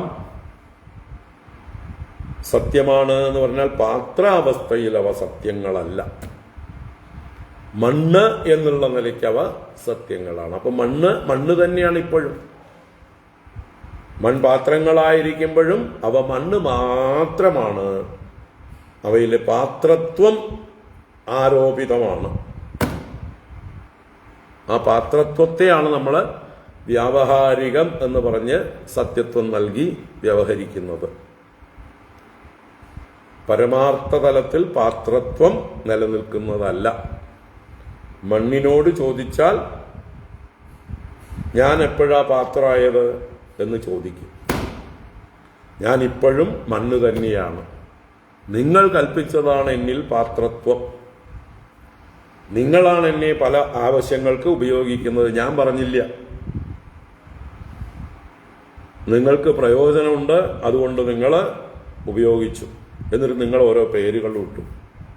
ഞാൻ പറഞ്ഞിട്ടില്ല, എൻ്റെ സമ്മതമൊന്നും നിങ്ങൾ ചോദിച്ചിട്ടില്ല. അതേപോലെ തന്നെയാണ് സ്വർണം ആഭരണ രൂപത്തിൽ നമ്മൾ പല പേരുകളും കൽപ്പിച്ച് കഴുത്തിലും കാതിലും മൂക്കിലും കയ്യിലും ഒക്കെ ധരിക്കുന്നു. സ്വർണത്തിന്റെ അനുമതി ചോദിച്ചിട്ടില്ല. സ്വർണം സ്വർണമല്ലാതെ ആയിട്ടും ഇല്ല. സ്വർണം അപ്പോഴും സ്വർണം തന്നെയാണ്. നമ്മൾ അതിൽ നാമധേയങ്ങളെ കൽപ്പിച്ചു, നമ്മൾ അതിനെ പല രീതിയിൽ ഉപയോഗിക്കുന്നു. അതിന് സ്വർണം എന്ത് പഴച്ചു പാവം. അപ്പൊ പാരമാർത്ഥികതയാ അവിടെ സ്വർണം മാത്രമാണ്, മണ്ണ് മാത്രമാണ് എന്നതുപോലെ ഈ പ്രപഞ്ചം സത്തിനെ തെറ്റിദ്ധരിച്ചതാണ്, സത്തിൽ ആരോപിതമാണ്. ഇതിന്റെ നാമരൂപങ്ങളെ നീക്കി ഇതിന്റെ സത്തയെ ദർശിക്കുക. നാമരൂപങ്ങൾ നശിക്കുന്നതാണ്, ഉണ്ടായതാണ്, നശിക്കുന്നതാണ്, അസത്താണ്. അതിൽ ഭ്രമിക്കരുത്. നാമരൂപങ്ങൾ ഉണ്ടായതാണ്, നശിക്കുന്നതാണ്, അതിൽ ഭ്രമിക്കരുത്. അതിൻ്റെ വസ്തുത ഉള്ള വാസ്തവമായിട്ടുള്ള വസ്തു അത് നശിക്കുന്നും ഇല്ല. നാമരൂപങ്ങൾ ഇല്ലാതായാലും വസ്തുവിന് യാതൊരു ഹാനിയും ഉണ്ടാകുന്നില്ല. ആ വസ്തുവിനെ ദർശിക്കുക. ആ വസ്തുവിൽ ആരോപിതമാണ് ഈ നാമരൂപങ്ങൾ. വസ്തുവിനെ തെറ്റിദ്ധരിച്ചതാണ് ഈ നാമരൂപങ്ങൾ. വസ്തുവിൻ്റെ ധർമ്മത്തെ നമ്മൾ മറന്ന് നാമരൂപങ്ങളുടെ ധർമ്മത്തെയാണ് നമ്മൾ പ്രധാനമായി സ്വീകരിച്ചിരിക്കുന്നത്. അതാണ് വ്യവഹാരം. ചിന്തിക്കുക, ചിന്തിക്കുക, ചിന്തിക്കുക. ഇത് മെഡിറ്റേറ്റ് ചെയ്യാനുള്ള സത്യം പരം ധീമഹി എന്ന ആ മഹാവാക്യത്തിൻ്റെ മെഡിറ്റേഷനാണ് ഈ ശ്ലോകം. അപ്പോൾ സത് ഇത് ചെയ്ത്, അത് സത്താണെന്ന് ആരെങ്കിലും പറയണം. എന്താണ് സത്കാര്യവാദികൾ എന്നാണ് ഈ വിറ്റകളെ പറയുക. സത്ത് ആണ് കാര്യം, കാരണം സത്താണ്, അതിൻ്റെ കാര്യവും സത്താണ് എന്ന് വാദിക്കുന്ന ഒരു കൂട്ടരാണ്. വേദാന്തത്തിലെ പലതരത്തിലുള്ള ദാർശനിക സമ്പ്രദായങ്ങളുണ്ട്. അതിൽ സത്കാര്യവാദികൾ എന്ന് പറയുന്ന കൂട്ടരാണ് ഈ വാദം ഉന്നയിക്കുക. സത്യത്തിൽ നിന്നുണ്ടായതെല്ലാം സത്യം തന്നെയല്ലേ? അതാണ് ഞാൻ മുമ്പേ പറഞ്ഞ എത്ര ത്രിസർഗോ അമൃഷ എന്നവർ അതിനെ സ്ഥാപിക്കാൻ ശ്രമിക്കും. എന്നാൽ എത്ര ത്രിസർഗോ മൃഷ എന്നതാണ് അതിൻ്റെ പാരമാർത്ഥികമായിട്ടുള്ള വ്യാഖ്യാനം. അപ്പോ നനു തർക്കഹതം, എന്നാലേ അത് തർക്കത്തിൽ ഹനിക്കപ്പെടുന്നതാണ്. തർക്കമെന്നാൽ വിചാരം. വേണ്ട പോലെ യുക്തി വിചാരം ചെയ്താൽ നിൽക്കാൻ പറ്റില്ല. ഈ ഒരു ആശയത്തിന് അതിന് പിടിച്ചു നിൽക്കാൻ പറ്റില്ല. ചോദ്യം ചെയ്യലിൽ മുഖംമൂടികൾ അഴിഞ്ഞു വീഴും. തർക്കത്താൽ ഹനിക്കപ്പെടുന്നതാണ് ഈ വാദം. സത്കാര്യവാദം തർക്കത്താൽ അഥവാ വിചാരത്താൽ ബാധിക്കപ്പെടുന്നതാണ്. ഇറ്റ് വോണ്ട് സ്റ്റേ, നിലനിൽക്കുന്നതല്ല. കോടതിയിൽ രണ്ട് ഭാഗവും വാദിക്കുമ്പോൾ അല്ലേ, പ്രതിവാദത്തിന്റെ വാദങ്ങൾ നിലനിൽക്കത്തക്കതല്ല. കാരണം വേണ്ട പ്രമാണമില്ല, യുക്തിയില്ല, പരസ്പരം യോജിക്കുന്നില്ല. സോ നിങ്ങളുടെ വാദം തള്ളിക്കളയുന്നു എന്ന് പറഞ്ഞ് കോടതിയിൽ ഓരോ വാദങ്ങൾ തള്ളിക്കളയും പോലെ ഇവിടെ വേദാന്തികളുടെ ചർച്ചയില്, തർക്കത്തിൽ ഈ ഒരു വാദം ഹനിക്കപ്പെടും. തർക്കഹതം, അതാണ് നനു തർക്കഹതം. അങ്ങനെയാണെങ്കിൽ അത് അനുമാനം അഥവാ യുക്തിവിചാരമൊക്കെ ചെയ്തു കഴിഞ്ഞാൽ ബാധിക്കപ്പെടുന്നതാണ്. യതഃ ക്വച വ്യഭിചരതി, ഈ ഒരു ആശയം സത്തിൽ നിന്നുണ്ടായതെല്ലാം സത്യമായിരിക്കണം എന്നുള്ളത് പലയിടത്തും വ്യഭിചരിക്കുന്നതാണ്. അതൊരു നിയമമല്ല, നിയതമായിട്ട് പറയാൻ പറ്റില്ല. സത്തിൽ നിന്നുണ്ടായതെല്ലാം സത്തായിരിക്കണം എന്ന് പറയാൻ പറ്റില്ല. പല വ്യവഹാരത്തിലും അത് കാണാം.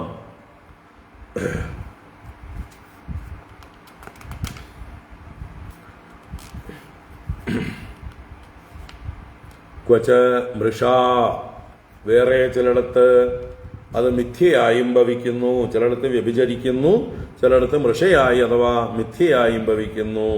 തഥാ ഉഭയയുക്ന, അത് സത്തും മിഥ്യയും അല്ല. ഉഭയയുക്ക എന്ന് പറഞ്ഞാൽ രണ്ടും ചേർന്നത്.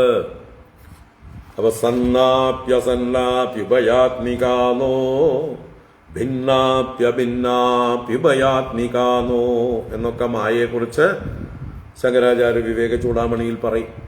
അത് തന്നെയാണ് ഇവിടെയും പറയുന്നത്. അത് സത്വമല്ല, അത് ചിലയിടത്ത് മിഥ്യയാണെന്ന് പറയും. അതുമല്ല, ഉഭയയുക്കും അല്ല, രണ്ടും ചേർന്നതുമല്ല. സത്തസത്ത് എന്ന് പറയാനും പറ്റില്ല. ഈ ജഗത്ത് രണ്ടിലും പെടുന്നതും അല്ല.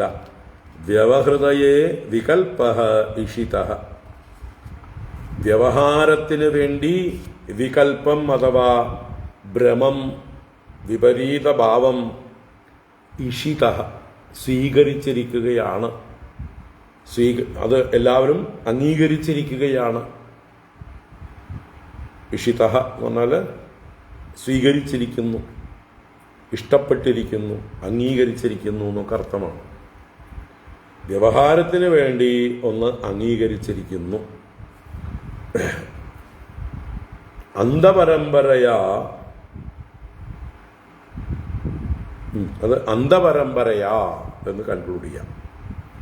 അന്ധപരമ്പരയാ എന്ന് പറഞ്ഞാലോ അജ്ഞാനികളുടെ പരമ്പര, അന്ധന്മാരുടെ പരമ്പര. അന്ധന്മാർക്ക് കൈമാറ്റം ചെയ്തു വരുന്ന ഒരു അറിവ് പോലെ അജ്ഞാനികൾ അജ്ഞാനികൾക്ക് കൈമാറ്റം ചെയ്ത് വന്ന പാരമ്പര്യം.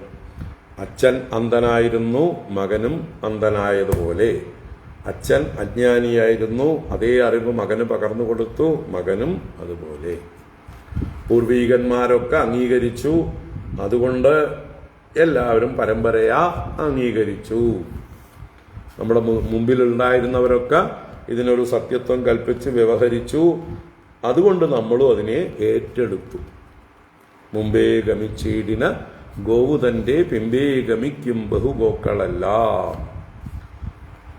മുമ്പേ പോയവരുടെ പിന്നാലെ പോയിട്ട് നമ്മളത് അംഗീകരിച്ചിരിക്കുകയാണ്. മുമ്പേ തന്നെ എല്ലാവരും വളരെ യുക്തിയുള്ളവരും സത്യം പറയുന്നവരും ആയിരുന്നു എങ്കിൽ, എല്ലാവരും സത്യദ്രഷ്ടാക്കളായിരുന്നു നമ്മുടെ പൂർവികന്മാരൊക്കെ എങ്കിൽ അവരൊക്കെ നമ്മളോട് ഊന്നി ഊന്നി പറയണ ഇതൊക്കെ ജഗത്തൊക്കെ ഈ നാമരൂപങ്ങളിൽ നിന്നും ഭ്രമിക്കരുത്, ഇത് മിഥ്യയാണ്, ബ്രഹ്മസത്യം ജഗന്മിഥ്യ ജീവോ ബ്രഹ്മ ഇവ നാപരഹ. ഇത് ഒരു ശങ്കരാചാര്യ വിളിച്ചു പറഞ്ഞപ്പോൾ അദ്ദേഹത്തെ എല്ലാവരും കൂടി ഒറ്റ തിരിഞ്ഞ് ആക്രമിക്കുകയാണ്. അദ്ദേഹത്തെ എല്ലാവരും ഒറ്റപ്പെടുത്തി സത്യം പറഞ്ഞ ആളെ ആക്രമിക്കുക. മിഥ്യാവാദികൾ എല്ലാവരും കൂടി ഒറ്റക്കെട്ടായി. അത് തന്നെയാണെന്ന് ലോകത്തിലെ ഭൂരിപക്ഷം ജനാധിപത്യം എന്നൊക്കെ പറയുന്നത്. കൂടുതൽ ആളുകൾ ഒരേ നുണയെ അംഗീകരിച്ചാൽ ആ നുണയാണ് സത്യം. ഗീബൽസിയൻ തന്ത്രം എന്ന് പറയുന്ന അതാണ് അല്ലെ, ഗീബൽസിയൻ തന്ത്രം. ഒരുപാട് ആളുകൾ ഒരേ നുണ തന്നെ ആവർത്തിച്ച് പറഞ്ഞാൽ ആട് പട്ടിയാകും.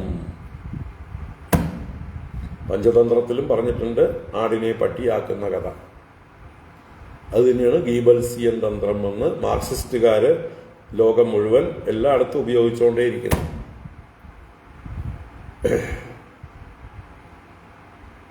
മാർക്സിസ്റ്റുകാരുടെ ഏറ്റവും വലിയ ശക്തിയെ ഇതാണ്. അവർ ഒറ്റക്കെട്ടായിട്ട് യാതൊരു സങ്കോചവും കൂടാതെ ഏത് ബ്ലണ്ടറിനെയും സത്യമായിട്ട് അവർ പ്രഖ്യാപിക്കും. ഒരു സങ്കോചവും ഇല്ല അവർക്ക്. അവർക്ക് മൂല്യങ്ങളെ ഇല്ല. പിന്നെ നുണ പറയുന്നതിന് എന്താ ഇപ്പം മടി? അവർക്ക് ആകെ ഭൗതികമായ നേട്ടങ്ങൾ മാത്രമേ ഉള്ളൂ. നമ്മുടെ ശുക്രാചാര്യരുടെ അതിലും വലിയ അപ്പന്മാരാണ് അവർ. ശുക്രാചാര്യനെ പറഞ്ഞിട്ടുണ്ട് ആവശ്യത്തിന് നുണയൊക്കെ പറയാട്ടോ അല്ലേ, ഇന്ന സന്ദർഭങ്ങളിൽ നുണ പറഞ്ഞോളൂ എന്ന് പണ്ടേ ശുക്രാചാര്യർ അംഗീകരിച്ചതാണ്. അപ്പോൾ ആശാന് അക്ഷരം ഒന്ന് പിഴച്ചാൽ 51 പിഴയ്ക്കുന്ന ശിഷ്യന്മാരാണ് പിന്നീട് വന്നത്. പിന്നത്തെ തലമുറകൾ ഈ മാർക്സിസ്റ്റുകളൊക്കെ അതിലും വലിയ കേമന്മാരാണ്. ധൈര്യമായിട്ട് നുണ പറഞ്ഞോളൂ, ഒരു സങ്കോചവും വേണ്ട, ഒരു പാപവുമില്ല, ഒരു നരകത്തിലും പോവില്ല. നിങ്ങൾ കൂടുതൽ ആളുകൾ ഒന്നിച്ച് നുണ പറഞ്ഞാൽ അതാണ് സത്യം. നമ്മുടെ മാധ്യമങ്ങളിൽ നടക്കുന്ന ചർച്ചകളൊക്കെ അത് തന്നെയാണ്. മാപ്രകൾ എന്ന് പറയുന്നവരൊക്കെ ഈ പറഞ്ഞ സംസ്കാരമേ അവർക്കുള്ളൂ. വിശ്വസിക്കാൻ കൊള്ളാത്ത അത്യന്ത നുണയന്മാരാണ് നമ്മുടെ കേരളത്തിലെ മാപ്രകൾ. ഒരു വായ തുറന്നാൽ അടുത്ത നുണ എന്താണ് എന്ന് നോക്കിയാൽ മതി നമുക്ക്.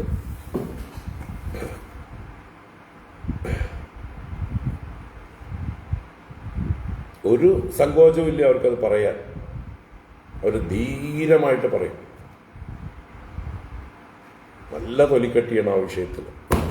അപ്പം അതുപോലെ അന്ധപരമ്പരയാ നമ്മൾക്കും പൂർവികന്മാരിൽ നിന്ന് അന്ധേനൈവ നീയമാന യഥാന്താഹ, അന്ധന്മാരാൽ നയിക്കപ്പെടുന്ന അന്ധന്മാരായി ഈ ജഗൽ സത്യം ജഗൽ സത്യം ജഗൽ സത്യം എന്നുള്ള ആ എന്താ പറഞ്ഞ് അത് പഠിച്ചു നമ്മൾ. അതാണ് നമ്മൾ പാടിക്കൊണ്ടിരിക്കുന്നത്. അപ്പം അതിൻ്റെ ഇടയിൽ കൂടെ ഒരാൾ വന്ന് ബ്രഹ്മസത്യം ജഗൻ മിഥ്യ എന്ന് പ്രഖ്യാപിച്ചപ്പോൾ അദ്ദേഹത്തെ ഭ്രാന്തനോ പൊട്ടനോ ഉന്മാദിയോ ഒക്കെ ആക്കി മാറ്റുന്നതാണ് ഈ നുണയന്മാരുടെ കൂട്ടം.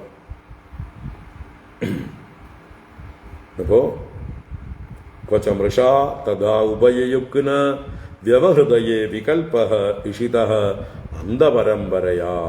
അങ്ങനെയുള്ള ആളുകളെ തേ ഭാരതി ഒരു വൃത്തിഭിഹി ഉക്തജടാൻ ഭ്രമയതി.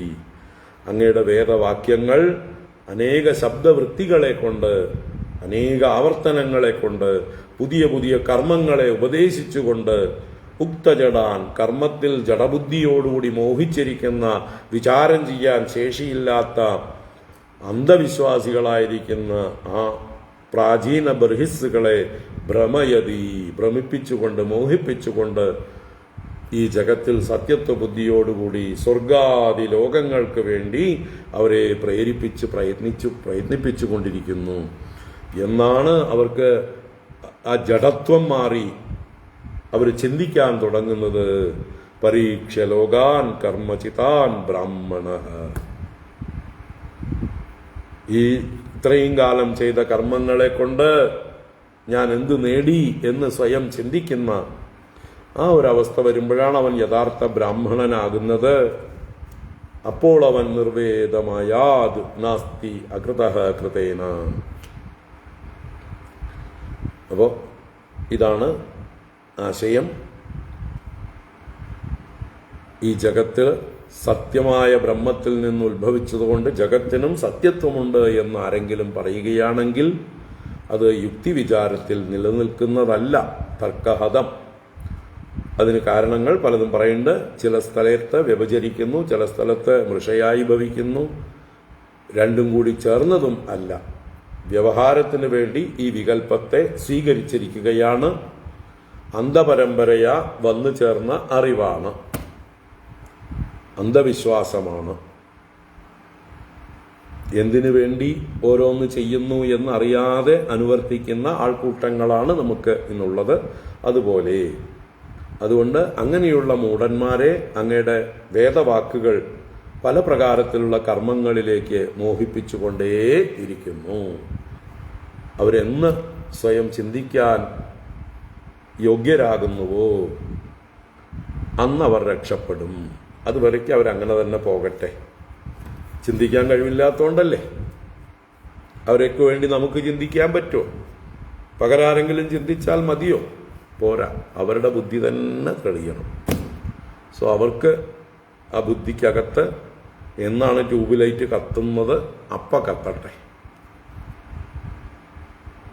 തൽക്കാലം നമുക്ക് നിർത്താം. ഈ നാളതിൻ്റെ കൂടുതൽ വ്യക്തത ഇടയിൽ പറഞ്ഞ 3 റീസൺസ് ഉണ്ട്. നമൃഷ, ഉഭയയുക്ക്, വ്യഭിചരതി എന്നൊക്കെ പറഞ്ഞ കാര്യങ്ങളുണ്ട്. എന്താ നോക്കാം. ഓം കായേന വാചാ മനസേന്ദ്രിയൈർവാ ബുദ്ധ്യാത്മനാ വാ പ്രകൃതേ സ്വഭാവാത് കരോമി യദ്യത് സകലം പരസ്മൈ നാരായണായേതി സമർപ്പയാമി. ഓം ശാന്തി ശാന്തി ശാന്തി. ഹരി ഓം ശ്രീ ഗുരുഭ്യോ നമഃ. ഹരി ഓം.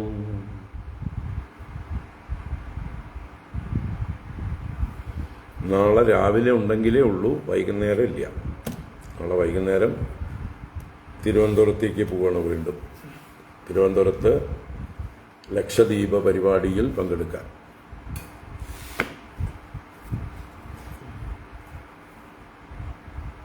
പത്മനാഭസ്വാമിയുടെ അവിടെ നടക്കുന്ന മുറജപം പരിപാടിയുടെ അവസാനമാണ് ലക്ഷദ്വീപം, ശീവേലി കാര്യങ്ങളൊക്കെ. അതിൽ പത്മനാഭ ശതകം എല്ലാവരും കൂടി പാരായണം ചെയ്യുന്നു.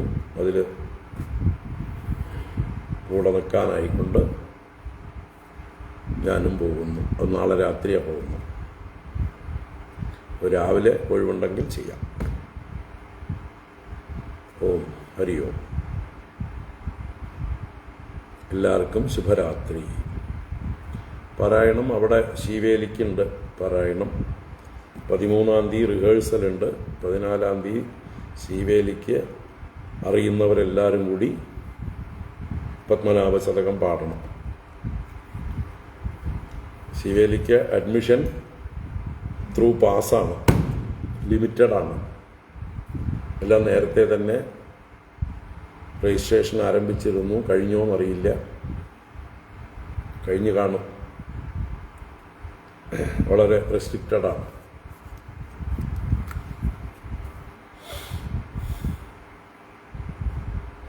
ഹരി ഓം.